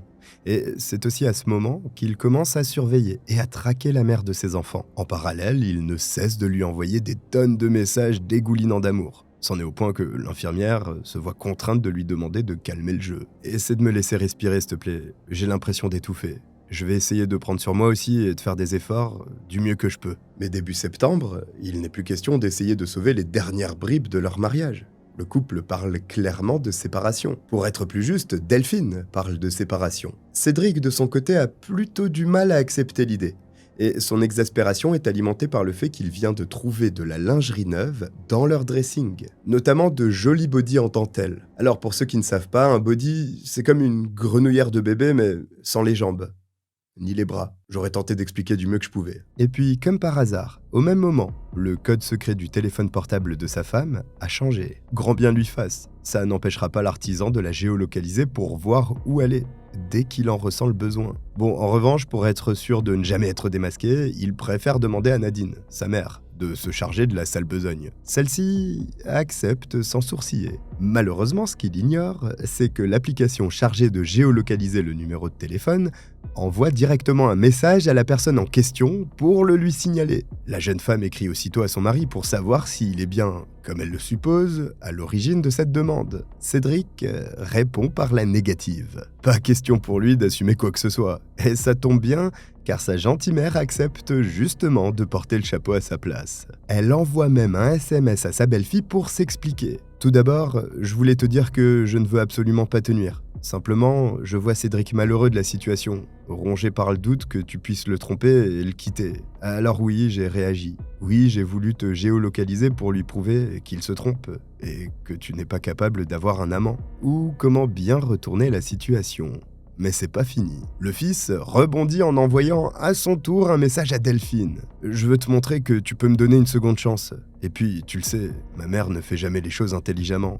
J'en suis désolé qu'elle veuille me venir en aide, alors que moi, j'ai besoin de toi. » Au-delà de la petite balle perdue pour Nadine, le père de Louis et Elia se montre d'une lâcheté terrible à travers ce SMS. Et il démontre une nouvelle fois qu'il n'accepte pas cette idée de séparation. Delphine sent qu'elle n'a plus d'autre choix que de se montrer encore plus claire avec cet homme qu'elle n'a jamais eu autant envie de quitter. En fin de journée, elle le prévient qu'elle compte prendre contact avec un avocat. C'est mort. Plus de retour en arrière. J'en suis désolé, s'il te plaît, je t'aime, je m'en branle de ton amour. Sauf que Cédric a bien l'intention de tenter le tout pour le tout afin de récupérer sa femme, même si ça implique de couper les ponts avec sa pauvre mère, qui est décidément le dindon de la farce. Comme cela ne semble pas fonctionner, il essaie le chantage affectif et menace de mettre fin à ses jours si la jolie brune va au bout de sa démarche. Seulement, celle-ci ne se laisse plus amadouer. Elle a pris sa décision. Et c'est justement cette décision irrévocable que, selon les gendarmes, l'infirmière va payer très cher quelques mois plus tard. Quasiment un mois jour pour jour après avoir tenté de tracer son épouse, Cédric essaie encore et toujours de la faire changer d'avis au sujet du divorce. Le projet est maintenant parfaitement ancré dans l'esprit de Delphine, et il est terrorisé à l'idée que cela puisse devenir une réalité. Comme un adolescent qui a peur d'être quitté, il multiplie les déclarations enflammées sur Messenger, suppliant l'amour de sa vie de lui revenir. Mais ce que veut la jeune femme, elle, c'est de la tranquillité. Elle en a assez de se sentir étouffée par ces débordements d'affection qui ne la touchent plus depuis longtemps. Tout ce qu'elle attend à présent, c'est de pouvoir prendre son appartement après les fêtes de fin d'année. Elle veut respirer. Là-dessus, celui qui est encore son mari ne semble pas avoir tout saisi. Il s'entête à essayer de la reconquérir et joint les actes à la parole. Ainsi, au mois de novembre, il organise un anniversaire surprise pour célébrer les 33 ans de Delphine. Sauf que l'une des amies de cette dernière, perplexe au vu de la situation du couple, lui en fait part. Et la petite fête tombe à l'eau. Cédric semble jeter toutes ses forces dans la bataille pour sauver son mariage. Mais c'est loin d'être le cas. En parallèle, il s'inscrit sur Badoo et Mythique, deux sites de rencontres sur lesquels il se présente comme étant récemment divorcé. La logique est difficile à suivre, je suis d'accord. Mais peut-être au fond est-il en train de réaliser que rien ne fera revenir Delphine. Fin octobre, celle-ci apprend la nouvelle par l'une de ses amies et souffle. Consterné, c'est bien la peine qu'il s'énerve et qu'il me prenne la tête. En attendant, elle est tout de même un peu soulagée et se dit qu'il est enfin en train d'accepter la situation. Ce qui est loin d'être un mal. Le problème, c'est que ce n'est pas facile de savoir ce que pense réellement Cédric Jubilard. Et ça, les gendarmes l'ont bien compris. Imprévisible, voire même ambivalent, c'est aussi quelqu'un d'intelligent, qui a déjà démontré qu'il est tout à fait capable de masquer la vérité. C'est président de la République qu'il aurait dû faire. Pas plaquiste. En témoigne cette scène, quelques jours plus tard, devant le supermarché dans lequel travaille Nadine, sa mère. Cédric est passé la voir pendant sa pause pour discuter de la situation avec elle. Alors que ses agissements laissent à penser qu'il s'est fait une raison, et même qu'il se projette après son divorce, il grince au milieu de la conversation. « J'en ai marre de Delphine. Je vais la tuer. Je vais l'enterrer et personne ne la retrouvera. » Nadine, un peu secouée par ses propos, les rapportera par la suite à plusieurs proches. Puis à la police en garde à vue. Mais entre deux envies de meurtre, l'artisan recommence à supplier sa femme de ne pas aller au bout de sa démarche. Il reprend aussi ce qui s'apparente à un véritable harcèlement de messages amoureux, tout en tentant de savoir à chaque instant où elle se trouve et avec qui. Il profite aussi du fait qu'elle soit endormie après sa nuit à la clinique pour lui dérober sa carte bleue, dont il connaît le code, et aller consulter l'historique de ses derniers achats. Et ce, jusqu'au début du mois de décembre, où tout s'accélère. Delphine, qui se sent traquée de nuit comme de jour, est à bout. Elle sent qu'elle ne va plus pouvoir tenir longtemps dans cette ambiance morose et malsaine, et commence déjà à consulter les annonces de logement à Albi, ainsi que de dresser la liste des meubles dont elle aura besoin. 12 jours avant sa disparition, elle écrit à Cédric. « C'est pas possible, t'as vu comment t'es ? Invivable. Je me sens persécutée, harcelée. Tu peux pas savoir comment tu me fais vivre un enfer. Bref, je vais partir et vite. » Effectivement. Le 15 décembre au soir, la jeune infirmière se volatilise, pour ne plus jamais donner signe de vie. Mais après avoir épluché la vie du couple, les enquêteurs sont à présent convaincus d'une chose. Elle n'est jamais partie comme elle l'espérait. Cédric Jubilard attend, une cigarette à la main, seul. Ça fait presque 10 jours que sa femme a disparu. 10 jours que le monde a basculé pour Elia, Louis et les proches de Delphine. 10 jours qu'il sent le poids du soupçon peser sur lui, alors qu'il ne cesse de répéter qu'il n'est pour rien dans cette histoire. Derrière lui se dresse la maison en travaux dans laquelle ils étaient censés vivre heureux, mais qui est devenue une maison de bidochon, comme l'appelait souvent Delphine. Un capharnaüm où s'amoncellent les outils, les pots de peinture, les jouets des enfants et les crottes de chiens. Le plaquiste n'en a plus rien à faire. Il s'est installé chez ses parents et, de toute façon, tout va bientôt être placé sous scellé et perquisitionné. Il laisse Gnocchi et Oprah, les chiens de la famille que Delphine adorait tant, livrés à eux-mêmes, dans le jardin, sans abri. Impossible de les ramener à l'appartement où il vit déjà avec ses enfants, son père et sa mère. Les animaux craignent le froid et sont censés passer l'hiver au sous-sol. Mais tant pis.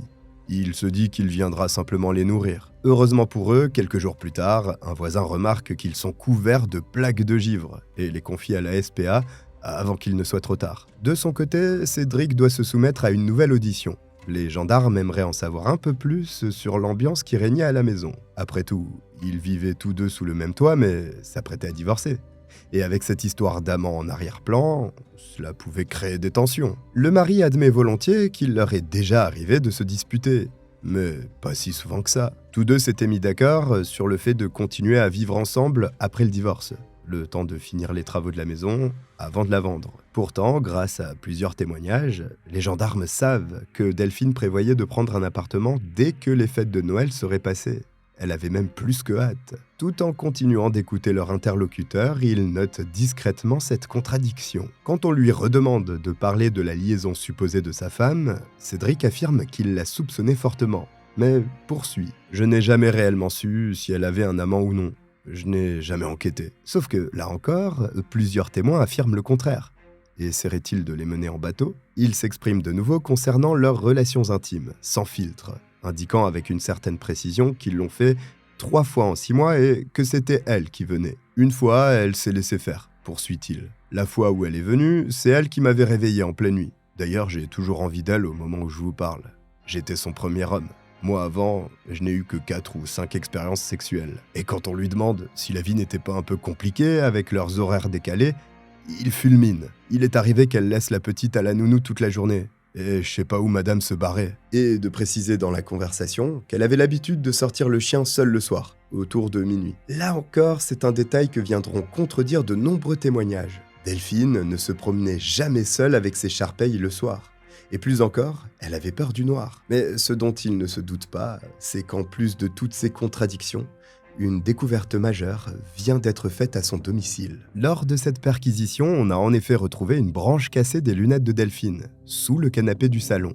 Le reste de la monture était posé sur la table de la cuisine. Les expertises techniques menées sur ces lunettes révèlent que les dommages constatés sont uniquement compatibles avec une pression exercée de l'extérieur vers l'intérieur. Autrement dit, un choc violent causé par un poing, un pied ou un objet. Quant à savoir si elle les portait le soir de sa disparition, même si son fils, Louis, prétend que oui, ce n'est pas sûr à 100%. En effet, le même jour, on la voit sur plusieurs caméras de vidéosurveillance sans lunettes. À 18h, Cédric est enfin libéré de son devoir envers la justice.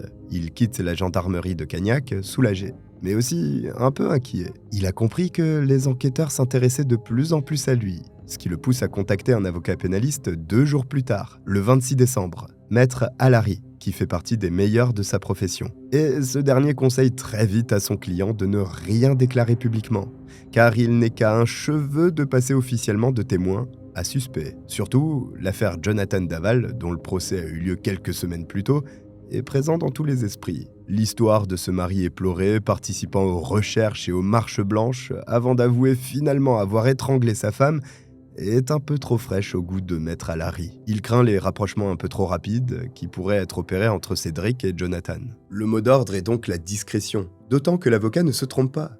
Les gendarmes viennent de demander la liste de tous les chantiers sur lesquels le plaquiste est intervenu en 2020, dans le cadre de nouvelles investigations. Il cherche à vérifier si Cédric n'aurait pas pu en profiter pour cacher le corps de sa femme.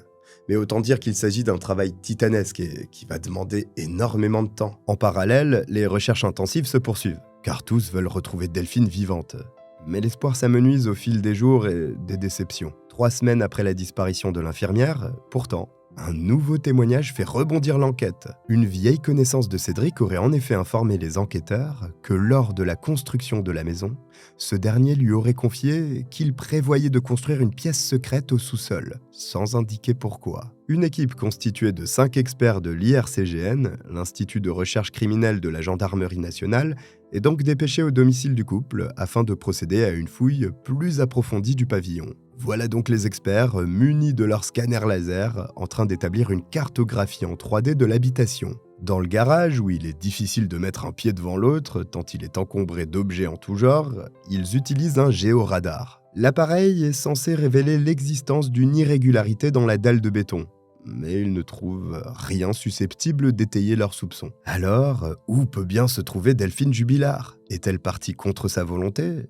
A-t-elle fait une mauvaise rencontre lors d'une promenade nocturne? Ou bien se pourrait-il que la vérité soit encore différente? Fin janvier, le père de Louis et Elia est autorisé à rentrer chez lui. La maison a été inspectée littéralement du sol au plafond, et pas qu'une fois. Pourtant, rien n'a permis de mettre en évidence le moindre élément se rapprochant d'une scène de crime. Alors, la vie reprend difficilement son cours, car les enfants ont besoin de retourner à l'école, et il faut bien être présent pour eux. Sur le plan professionnel, l'artisan plaquiste entrevoit enfin une bouffée d'air frais en décrochant un CDD avec une ancienne connaissance qui cherche un professionnel à Albi. Mais sur son nouveau chantier, Cédric se fait remarquer et ne cesse d'attirer l'attention à lui en clamant à tout le monde qu'il est le fameux Jubilard, celui dont on parle à la télé, parce qu'on recherche sa femme. Cette volonté de se placer sous les projecteurs n'est pas de très bon goût, mais lui, il voit l'occasion d'être enfin quelqu'un, et même de se faire de l'argent facile. Ainsi, quand des médias nationaux le contactent, il tente de vendre à prix d'or quelques photos de famille.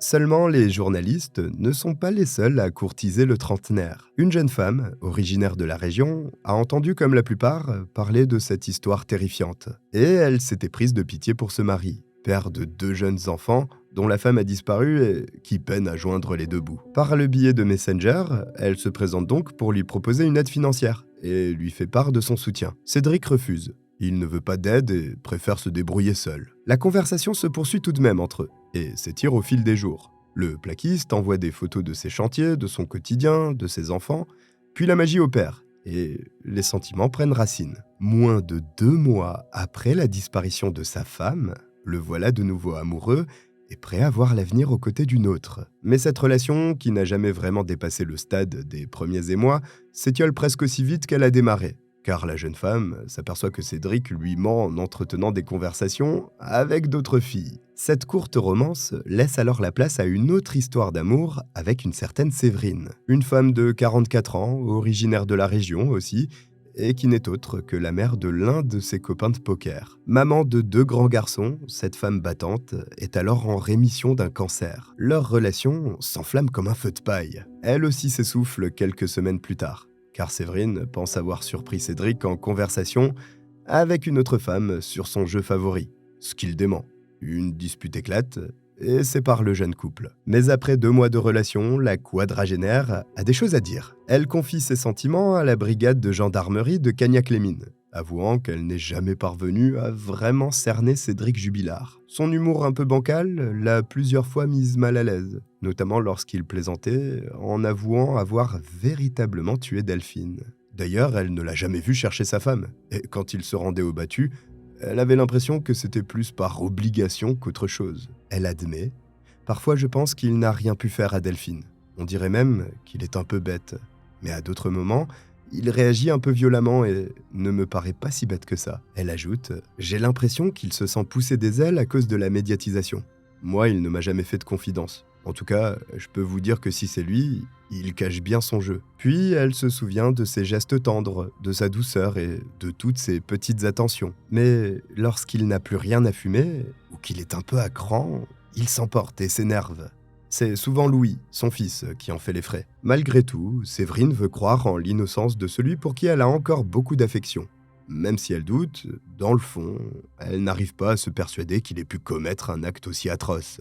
Depuis le 15 décembre, Delphine n'est jamais réapparue chez elle, et personne ne l'a plus revue, que ce soit morte ou vive. Ironie du sort, elle qui était si pressée de divorcer, n'a finalement jamais pu le faire. Pour celui qui reste de fait son mari, Cédric, et qui aime se présenter comme le mec le plus connu du Tarn, les choses vont prendre une tournure bien plus délicate. Cela commence tout d'abord par une nouvelle audition. Celle-ci étant menée par les 2 magistrates en charge de l'affaire. Entendu officiellement en tant que partie civile, donc en tant que victime, le père de Louis et Elia est interrogé sur la façon dont il vit la situation, puis sur ce qu'il ressentait alors que le divorce approchait. À propos d'une hypothétique relation extra-conjugale, il réaffirme ses soupçons, mais jure n'avoir jamais recherché la trace d'un amant. L'audition se poursuit d'une façon calme et cordiale, en présence bien sûr de l'avocat de Cédric, Maître Alary. Finalement, tout s'est plutôt bien passé. Et d'ailleurs, il a bien compris qu'aux yeux de la justice, il était officiellement considéré comme innocent,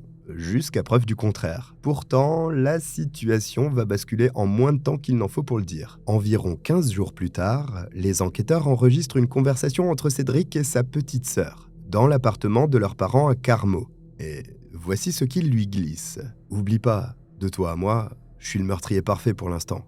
Oublie pas, j'ai commis le crime parfait. Si t'as besoin de conseils parce que y en a au bahut qui t'emmerdent, tu me le dis, je vais le régler. Au pire, je dis, il y a un meurtrier dans ma famille, et puis voilà. Tu le regardes et tu lui dis, tu sais qui c'est mon frère? C'est Jubilard. » Le dialogue sidère les forces de l'ordre, qui n'ont ni plus ni moins l'impression que d'entendre des aveux. Ils ont le sentiment que Cédric commence à être grisé par sa notoriété, et que ça pourrait l'amener à commettre de nouveaux faux pas. Faux pas qu'il va effectivement commencer à enchaîner. Sur Facebook, il s'en prend gratuitement à l'une des meilleures amies de Delphine, mobilisée pour une nouvelle journée de recherche. Ce qui me fait rire, c'est votre façon de parler, de rire ou de pleurer avec vos t-shirts et banderoles. Vous êtes pathétique. Continuez vos battues au cimetière. Ça fait 3 mois qu'on a fouillé à cet endroit. Je te dis bravo pour votre initiative. Pour moi, vous entravez l'enquête en ne cherchant que là. J'ai même l'impression que c'est le but. Comme si vous saviez qu'en cherchant là, vous êtes sûr de rien trouver. Début juin, le mari de Delphine enfonce encore un peu plus le clou, en affichant une photo de lui et Séverine, sa nouvelle petite amie, sur Facebook. Ce qui fait évidemment scandale. Tout ça ne fait qu'alimenter les doutes des gendarmes, qui, de leur côté, continuent de travailler d'arrache-pied, non seulement pour retrouver l'infirmière, mais aussi pour appréhender un suspect. C'est chose faite le 16 juin 2021. 6 mois jour pour jour après que la famille a donné son dernier signe de vie. Cédric Jubilard, qui se fiche pas mal d'avoir le droit de conduire ou non, se trouve dans une voiture prêtée par un ami. Il vient de passer la matinée sur son chantier et avant de mettre le moteur en route, contacte son patron pour faire un point avec lui. C'est alors que surgissent plusieurs enquêteurs de la section de recherche de Toulouse, épaulés par une brigade de gendarmerie d'Albi. Ils somment l'artisan plaquiste de sortir de sa voiture. Ce à quoi ce dernier répond sans sourciller « Vous voyez pas que je suis au téléphone ?» Tout le monde l'aurait pas osé celle-là. Finalement, il change d'avis, quitte son véhicule et se retrouve aussitôt menotté. Il est officiellement placé en garde à vue. Cela ne peut vouloir dire qu'une seule chose. De nouveaux éléments viennent d'apparaître dans l'enquête. L'information de la mise en garde à vue du mari, mais aussi de sa mère Nadine, et de son beau-père Olivier, ne tarde pas à faire la une des chaînes d'information. Prévenu dans la foulée, Maître Alary se rend en catastrophe dans les locaux de la gendarmerie de Gaillac, où va se dérouler l'audition de son client. Une fois de plus, celui-ci répète ce qu'il a déjà dit, sans savoir ce que les gendarmes ont en leur possession comme élément compromettant. Ses réponses aux questions sont assez directes, dénuées d'émotion. Il se contente de raconter. En même temps, des spécialistes des sciences du comportement analysent et décryptent chacun de ses gestes, chacune de ses mimiques, la position de ses bras, de ses jambes, ses intonations aussi. Rien n'est laissé au hasard. Au sujet du divorce, il admet « Je ressens d'abord de la tristesse et de la déception, jusqu'à ce que je me rende compte que ça sert à rien et que je m'inscrive sur les sites de rencontres. Une garde alternée des enfants est même envisagée entre Delphine et lui. Et le mois de décembre n'est pas particulièrement plus difficile que les autres. Non, ça continue pareil. Tout le monde fait sa vie, raconte-t-il. Pourtant, le nombre de témoins affirme que quelques semaines avant la disparition de sa femme, il devenait de plus en plus nerveux et imprévisible. Cette information, les gendarmes la gardent pour eux. Ils ne veulent pas braquer leur suspect avant de lui avoir posé les questions pour lesquelles il est présent, et qui sont les plus délicates. Il est temps pour eux de rentrer dans le vif du sujet, car ce qui les intéresse réellement, c'est la soirée du 15 décembre. Et une première incohérence tombe. Cédric affirme avoir sorti les chiens après avoir mangé, pendant environ 20 minutes. Tandis qu'Oprah et Gnocchi se défoulent dehors, il se connecte à l'application Game of Thrones et joue un peu, ce qui vide complètement sa batterie. Quand il rentre chez lui, il met donc son téléphone en charge dans la chambre pendant qu'il se couche. Or, selon l'expertise du téléphone, lorsqu'il se déconnecte de son jeu à 22h08, il lui reste encore 40% de batterie. L'aurait-il donc arrêté intentionnellement? Par ailleurs, à 3h53 quand il se lève, la charge de la batterie n'affiche plus que 33%. Cela indique clairement que contrairement à ses déclarations, il n'a jamais branché son téléphone. Pour quelle raison ment-il à ce sujet? La question reste dans un coin de la tête des enquêteurs, qui ne souhaitent toujours pas confronter Cédric à ses incohérences pour le moment. Ils poursuivent. Le jour de la disparition, vous dites que vous cherchez partout Delphine dans la nuit. Savez-vous que votre téléphone est équipé d'un podomètre? Non, je sais pas, mais j'ai pas cherché Delphine avec mon téléphone dans la poche, puisqu'il est dans la chambre. Vous la harcelez au téléphone, mais vous n'avez pas le téléphone en main? Non, je l'appelle pas en marchant. Effectivement, Le podomètre du portable de Cédric ne témoigne pas d'une recherche effrénée, ou, comme on pourrait l'imaginer, alimenté par une peur panique. Il n'enregistre que 46 pas entre 3h53 et 4h du matin, puis l'équivalent de 200 mètres parcourus entre 4h et 5h du matin. Est-il même réellement allé jusqu'à la voiture de sa femme pour vérifier qu'elle ne s'y trouve pas ? Rien n'est moins sûr. Sa garde à vue est prolongée de 24 heures à l'issue de cette première audition. Pour lui, les problèmes ne font que commencer. L'interrogatoire reprend le lendemain matin. Cette fois-ci, les gendarmes aimeraient revenir sur la façon dont Cédric traite son fils, Louis. En effet, selon plusieurs témoins, il se montre agressif, et même brutal quand il s'agit de le reprendre. Le père de famille l'admet. Quelquefois, le petit garçon lui fait péter un plomb, comme il dit. Lorsqu'on lui demande s'il reproduit le schéma qu'il a connu avec son beau-père, sa réponse est sans équivoque. « J'essaie que non, mais pour les beignes et les tirages d'oreilles, ouais, je reproduis. C'est le même procédé. Ça reste de la violence physique. » Les militaires rétorquent. « Pourquoi vous dites que vous essayez ? Parce que je le bats pas comme il me battait. Ce n'est pas de la violence comme moi j'ai pu subir. Ça n'a rien à voir. Ce n'est pas tous les jours. » Donc, d'après lui, tant que ce n'est pas quotidien, il n'y a aucun problème à faire preuve de violence sur son enfant. Vient enfin le moment de le mettre face à ses nombreuses contradictions. D'abord au sujet des chiens, que Delphine serait allée promener selon lui, alors que de nombreux témoignages affirment qu'elle ne sortait jamais seule avec eux le soir. Cédric persiste et signe. « Je suis désolé, mais c'est la vérité. C'est déjà arrivé. Les autres ne devaient pas la voir. » Alors, que dire du témoignage de ses deux voisines qui affirment avoir entendu des cris terrifiants dans la nuit, en provenance de sa maison. La couette blanche dans la machine à laver revient elle aussi sur le devant de la scène. À ce propos, il se défend en indiquant qu'il n'était pas en train d'effacer des preuves, mais simplement d'étendre du linge suite à un cycle de lavage lancé la veille. Il argumente en expliquant que, entre l'appel à la gendarmerie pour signaler la disparition de Delphine et l'arrivée des deux militaires, il s'ennuie à la maison et essaie de se trouver des occupations. Mais en fin de compte, il ne sait plus trop si ses chiens ont uriné dessus, sur cette couette, et s'il l'a mise à la machine comme il le prétendait au départ, ou s'il s'agissait d'autres vêtements. Car sur l'une des photos du salon prises le 16 décembre au matin, la couverture apparaît bien pliée sur le canapé. Il y avait donc forcément autre chose dans la machine à laver. Mais quoi ? Peut-être la housse de cette fameuse couette que l'on retrouve, elle, en train de sécher plus tard sur l'étendage du salon. Ou bien les vêtements que Cédric portait avant d'enfiler son pyjama panda ?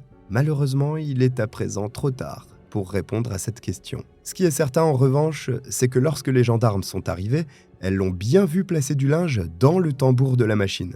Pas le sortir et l'étendre comme il le prétend maintenant. L'interrogatoire s'enchaîne et l'étau se resserre. Lors de son audition, votre maman parle d'une phrase que vous lui avez dite. « J'en ai marre, je vais la tuer, je vais l'enterrer. » Qu'est-ce que vous en dites ? Je me souviens pas avoir dit ça. Je fais le début de la phrase, vous la continuez et vous vous en souvenez pas ? On l'a entendu partout cette phrase. Finit par contrer Cédric. On pointe du doigt un autre élément. Et celui-ci en dit long aux yeux des gendarmes. Quand Cédric se lève, après avoir constaté que Delphine est introuvable, il prétend essayer de la joindre immédiatement. Or là aussi, c'est un mensonge. La première chose qu'il fait sur son téléphone, c'est de se connecter sur son profil du site de rencontre Badoo. Fatigué, mais aussi incapable de se défendre réellement sur ce point, le plaquiste se mure dans le silence. Pourtant, les gendarmes sont loin d'en avoir terminé avec lui. Ils le poussent dans ses retranchements, en espérant qu'il finira par fournir des aveux. Le sens de stationnement de la voiture de Delphine a été, selon les témoins, inversé entre le 15 au soir et le 16 au matin. Souvenez-vous, elle place toujours son véhicule capot vers le haut, et les militaires le trouvent garé capot vers le bas. Mais Cédric réfute. Et puis, il y a le compte Google, pour lequel il devait fournir des codes aux enquêteurs. D'après eux, à la question « Qui est votre meilleur ami ?», Cédric a volontairement fourni une mauvaise réponse. Pourquoi ? Pourquoi reçoit-il les gendarmes en pyjama panda ? Pourquoi se connecte-t-il sur son jeu favori alors que sa femme a disparu quelques heures plus tôt ? Pourquoi faire semblant de ne pas savoir au sujet de l'amant de Delphine ? Pourquoi mentir à propos du linge dans la machine à laver et de l'utilisation de son téléphone portable ? Le couperet final tombe lors de l'audition de Nadine, sa mère, car elle commence elle aussi à penser que son fils a peut-être commis le pire. Lorsqu'on lui demande si elle pense que Cédric serait capable de dire la vérité, elle baisse la tête et admet dans un filet de voix « non », par peur d'aller en prison, par peur de perdre ses enfants, peur d'assumer ses actes. Interrogée sur un probable scénario le soir du 15 décembre, elle imagine que son fils a pu tomber sur l'une des photos en petite tenue envoyées par Delphine à Jean. Toujours selon elle, c'est là qu'une violente dispute aurait pu dégénérer. jusqu'à ce qu'il commette l'irréparable, faire disparaître sa femme, peut-être à la suite d'un geste involontaire. C'est maintenant l'adjudant-chef qui, dans cette dernière ligne droite, s'adresse à Cédric. Il explique au père de famille qu'au terme de 6 mois d'enquête, et après avoir vérifié de nombreuses pistes, sa conviction est claire. Delphine n'est jamais sortie de son domicile. Elle n'a pas été attaquée par un rôdeur, n'est pas partie faire le djihad, et n'aurait jamais, au grand jamais, abandonné ses enfants. Le seul coupable se trouve en face de lui, bien qu'il nie toujours farouchement les faits. Et alors qu'aucune preuve matérielle ne l'inculpe formellement, la somme d'indices qualifiés de graves et concordants sont plus que suffisants pour le juge d'instruction. Il est mis en examen pour meurtre par conjoint et placé en détention provisoire. Louis et Elia, quant à eux, sont confiés à Stéphanie, la sœur de Delphine. Maître Alary, l'avocat de Cédric Jubilard, fait appel de la décision du placement en détention de son client. Mais ce faisceau d'indices qui pèse contre lui est lourd, d'après le représentant de l'accusation. Il rappelle les faits plus que marquants devant la presse nationale, massée pour l'événement. Il y a tout d'abord le nettoyage du linge que Cédric semble avoir placé en vitesse dans la machine, juste avant l'arrivée des gendarmes. Le fait que la voiture ait changé de sens, qui indiquerait qu'elle ait été utilisée dans la nuit. Une théorie appuyée par la présence de condensation sur les vitres. Et puis, le témoignage des voisines, qui disent avoir entendu une femme crier. Et enfin, celui de Louis, le fils du couple. Car si lors de sa première audition, il prétendait que tout s'était bien passé le soir du 15 décembre 2020, lorsqu'il est réentendu, ce n'est plus tout à fait la même histoire que raconte le petit garçon. 4 mois après l'incarcération de son père et presque 1 an après la disparition de sa mère, Louis est conduit au bureau des juges d'instruction à Toulouse pour répéter encore une fois le déroulé de cette soirée au cours de laquelle sa vie a connu un tournant dramatique. S'il ne savait pas placer les mots sur la situation 1 an plus tôt, il a désormais bien conscience du fait que sa maman a disparu et que tout le monde en parle. Cette fois-ci, l'enquêtrice est accompagnée de 3 spécialistes du département des sciences du comportement, chargés d'analyser dans les moindres détails la gestuelle et les paroles de l'enfant. Après avoir précisé que sa mère portait un pyjama avec un imprimé chat, il se remet à raconter à peu près la même histoire que la première fois. À un détail près, cette fois, ses parents ne sont plus seulement en train de discuter. Il explique. Ils se disputaient. Après, j'entendais des gros mots. J'entendais « alors puisque c'est comme ça, on va se séparer ». Une phrase prononcée d'après lui par son père. Lorsqu'on lui donne des poupées avec lesquelles on lui demande de mimer la scène, Louis place les mains des 2 jouets sur les épaules de l'autre, comme lors d'une empoignade ou d'une lutte. Les enquêteurs tressaillent. Serait-il possible que le petit garçon ait assisté au meurtre de sa mère ? Apparemment pas, d'après la suite de son récit. En fait, il serait sorti du lit après avoir entendu le début d'une discussion plus qu'animée entre ses parents. Prudemment, il se serait alors glissé derrière la porte entrebâillée du salon et aurait jeté un œil rapide pour voir ce qu'il se passe. Puis il décrit. Je me souviens qu'ils se poussaient. Je les ai vus parce qu'en fait, j'étais descendu de mon lit. La porte était un peu ouverte et je regardais. Ils se poussaient avec les 2 bras. Une fois papa, une fois maman. C'est là qu'il entend son père prononcer ces mots. Puisque c'est comme ça, on va se séparer. Mais il se souvient aussi de quelque chose de nouveau. Sa maman, Delphine, aurait crié « Arrête-toi !» Comme à chacune de leurs disputes, le petit bonhomme cherchait un moyen de stopper ses parents. Il dit avoir fait exprès de faire du bruit pour les interrompre. Puis il ajoute « Je suis retourné me coucher parce que j'entendais papa venir et que j'ai eu peur d'être grondé. J'ai un peu couru sur la pointe des pieds et je me suis mis dans mon lit. » Pour le procureur, c'est plus qu'assez pour maintenir le placement du suspect en détention, malgré ce que lui rappelle la défense. Il n'y a ni corps, ni lieu du crime. Donc rien qui ne prouve réellement l'existence d'un meurtre, même si c'est la piste privilégiée. Le mari de Delphine retrouve ses tristes habitudes à la maison d'arrêt de Cesse. Heureusement, il peut compter sur Séverine, sa petite amie, avec laquelle il s'est réconcilié depuis son incarcération. Privé de visite et de parloir, il passe donc la majeure partie de son temps à lui écrire des lettres dans lesquelles il ne cesse de se plaindre au sujet des surveillants. Ils ont un problème de virilité, à croire qu'ils se font violer par leurs femmes. Je les emmerde, ces petites fiottes. Voilà ce que je pense d'eux. J'espère qu'ils liront mes lettres pour qu'on puisse en discuter, raconte-t-il notamment. Pourtant, il y a d'autres écrits que le détenu n'a pas vraiment envie de laisser entre les mains de l'administration pénitentiaire. Pour ça, il met au point un langage codé, que Séverine est censée être la seule à pouvoir décrypter. Bon, au final, le code qui associe simplement une lettre de l'alphabet à 2 chiffres est d'un niveau CP, ce qui permet aux gendarmes chargés d'analyser les échanges entre Cédric et Delphine de prendre très vite connaissance de ces fameuses lettres cryptées. Ils découvrent ainsi qu'il demande à sa compagne de lui faire passer de la résine de cannabis et qu'il lui transmet des messages d'amour tels que celui-ci. « Je t'aime fort mon ange, j'ai envie de te faire l'amour partout ». Dans un registre très poétique, il s'adresse aussi directement aux forces de l'ordre.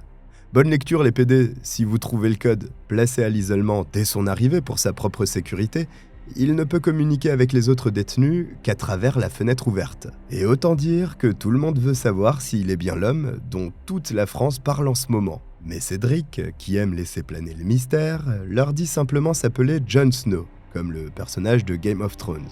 D'ailleurs, les autres prisonniers le trouvent tous plutôt narcissique et le décrivent comme une sorte de diva qui ne s'arrête jamais de parler de lui. En revanche, le courant passe plutôt bien avec son voisin direct, un certain Marco, extradé depuis le Portugal pour une affaire de menaces de mort et de violence en France. L'homme fait partie du grand banditisme, ce qui impressionne beaucoup Cédric Jubilard. La conversation s'engage et un lien de confiance naît peu à peu entre eux. Puis un jour, le mari de Delphine flanche. Selon son nouveau confident, il se trouve dans un état de manque lié à la drogue lorsqu'il lui confie ce que les gendarmes rêvent d'entendre depuis des mois.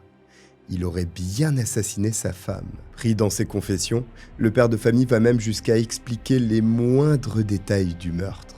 Il raconte que le soir du 15 décembre, après s'être couché, il se relève pour aller chercher son chargeur de téléphone resté dans la cuisine. C'est là qu'il surprend sa compagne en plein échange de SMS amoureux avec son amant. À cet instant, il pète un câble, selon ses propres termes, et tue la mère de ses enfants. Détail terrible, il précise même qu'il avait déjà réfléchi à l'endroit où il pourrait enterrer le corps, et qu'il n'attendait que le bon moment pour passer à l'acte. Il y aurait donc eu préméditation si l'on en croit ses confidences. Quant au lieu où reposerait Delphine, il s'agirait d'un endroit qui a déjà brûlé. Il se serait servi d'un autre véhicule que celui de sa femme pour transporter son cadavre, et aurait, toujours selon lui, été aidé par un proche. Marco relate ces faits devant les gendarmes, ce qui fait l'effet d'une véritable bombe.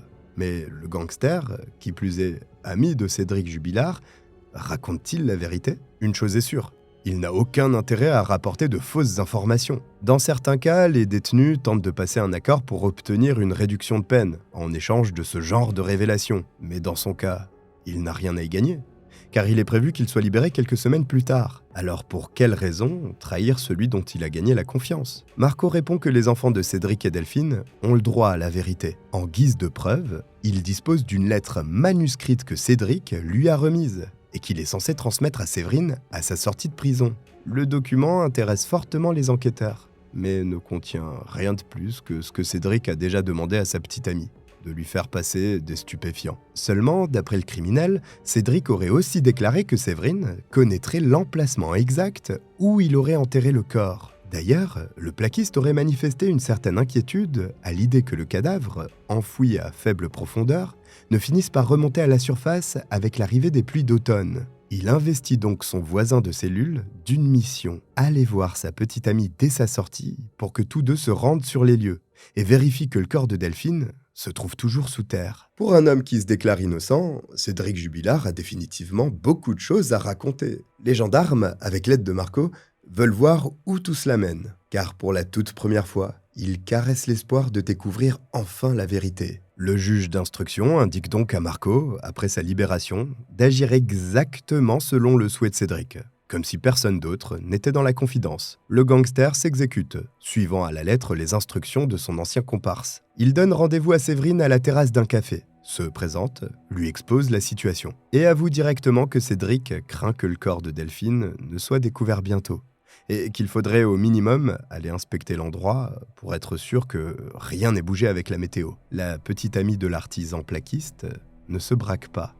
Elle n'a l'air ni choquée, ni ahurie. Non, prudente, elle se contente de convenir d'un autre rendez-vous avec Marco, où ils pourront discuter plus discrètement. Elle achète aussi un téléphone prépayé pour communiquer avec lui. Le nouveau rendez-vous a lieu au début du mois de novembre. Là, l'ex-voisin de cellule de Cédric apprend à Séverine que le corps se trouve à un endroit qui a brûlé. Justement, quelques mois plus tôt, lors d'une discussion au sujet de la disparition de Delphine, Le principal intéressé avait plaisanté sur le fait qu'il l'avait enterré dans la ferme qui a brûlé. Coïncidence ? Peut-être pas. D'autant qu'il existe bien une ferme sur le chemin de Drignac, située à un peu plus d'1 kilomètre de Cagnac-les-Mines, qui a effectivement pris feu en avril 2021. L'incendie, dont l'origine n'a jamais pu être déterminée, avait alors emporté une grange de 200 mètres carrés, ainsi que le matériel agricole et les véhicules qu'elle contenait. Finalement, le duo formé par l'ancien détenu et la petite amie de Cédric prend la route en direction de la ferme. Mais, alors qu'il s'en approche, Séverine freine des 4 fers. Elle préfère ne pas avancer la voiture plus loin, au cas où la gendarmerie aurait placé une balise GPS quelque part. Ce serait là que Marco émettrait l'idée de déterrer le corps de l'infirmière pour aller l'enterrer près du domicile de Jean, son amant. Cela attirerait tous les soupçons sur lui et permettrait à Cédric de sortir blanchi de cette sordide affaire. La quadragénaire va-t-elle enfin mettre le holà à cette expédition criminelle et plus qu'ignoble ? Est-ce que cette proposition de faire accuser un innocent sera la goutte de trop ? Bien au contraire. Elle fournit à Marco des photos de Jean ainsi que le nom de son employeur. Une semaine plus tard, cette mère de 2 enfants a la surprise de trouver les gendarmes à sa porte. Soupçonnée de recel de cadavres, elle est immédiatement placée en garde à vue et sommée de s'expliquer. Son attitude était certes plus que suspecte, mais elle finit par s'en tirer grâce à ce que certains appelleront une belle pirouette. Elle raconte que si elle a suivi Marco sans rien dire, c'était justement pour vérifier si Cédric avait bien tué Delphine et caché son corps à l'endroit indiqué. D'ailleurs, elle tient à prouver sa bonne foi en donnant une autre information aux enquêteurs. Elle leur révèle que lorsque Cédric avait été examiné par le médecin légiste, il lui avait confié qu'il suffisait de se frotter les mains avec du papier à poncer pour faire disparaître les empreintes digitales. Séverine ressort libre du commissariat, aucune charge n'étant finalement retenue contre elle. Quant à la fameuse voiture d'un ami dont se serait servi le père de Louis et d'Elia, celle-ci est finalement identifiée par les gendarmes. Cette 307 blanche appartient bien à un proche du suspect, qui vit à quelques kilomètres seulement de chez lui. Et, détail intéressant, celui-ci avait apparemment pour habitude de laisser ses clés sur le contact. Le mari de Delphine aurait ainsi pu s'en servir à loisir. En plus de ça, les investigations mettent bien en évidence des traces de sang ainsi que plusieurs cheveux dans le véhicule. Mais l'ADN parle. Bien qu'il s'agisse d'un profil féminin, ce n'est pas celui de Delphine Jubilard. Ce n'est certes pas franchement rassurant, mais malheureusement d'aucune utilité dans le cadre de cette affaire. En janvier 2022, des gendarmes, des anthropologues ainsi qu'une unité militaire spécialisée investissent la ferme de Drignac. La zone de recherche cible une partie boisée en contrebas, s'étendant sur plus de 14 hectares. L'endroit a été méthodiquement quadrillé pendant de longues semaines grâce à des chiens renifleurs, des détecteurs de métaux et des pelles mécaniques. Mais rien n'a permis de confirmer la présence de Delphine à cet endroit.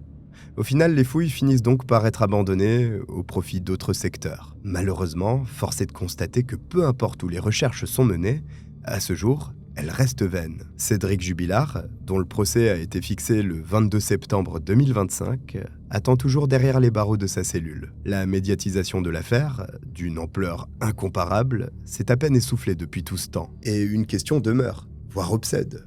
Qu'est-il arrivé à Delphine ? Sur ce point, nous avons tout de même eu droit à un rebondissement de dernière minute. Une ex-petite amie, avec laquelle il s'est mis en couple dans le courant de cette année, a informé les enquêteurs avoir recueilli ses aveux lors d'une rencontre au parloir.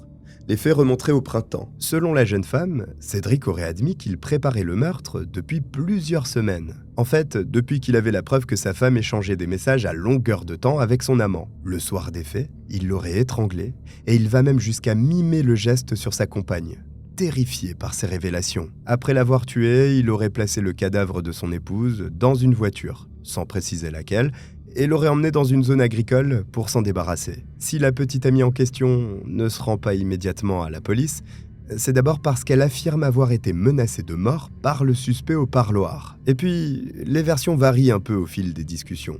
Alors, elle n'est pas certaine d'entendre la vérité. Après tout, personne n'ignore que Cédric Jubilard aime faire parler de lui et se prendre pour une star qui vendra bientôt ses autographes à prix d'or. Alors, faut-il encore croire ses soi-disant aveux ? L'enjeu est trop important pour prendre le risque de passer à côté.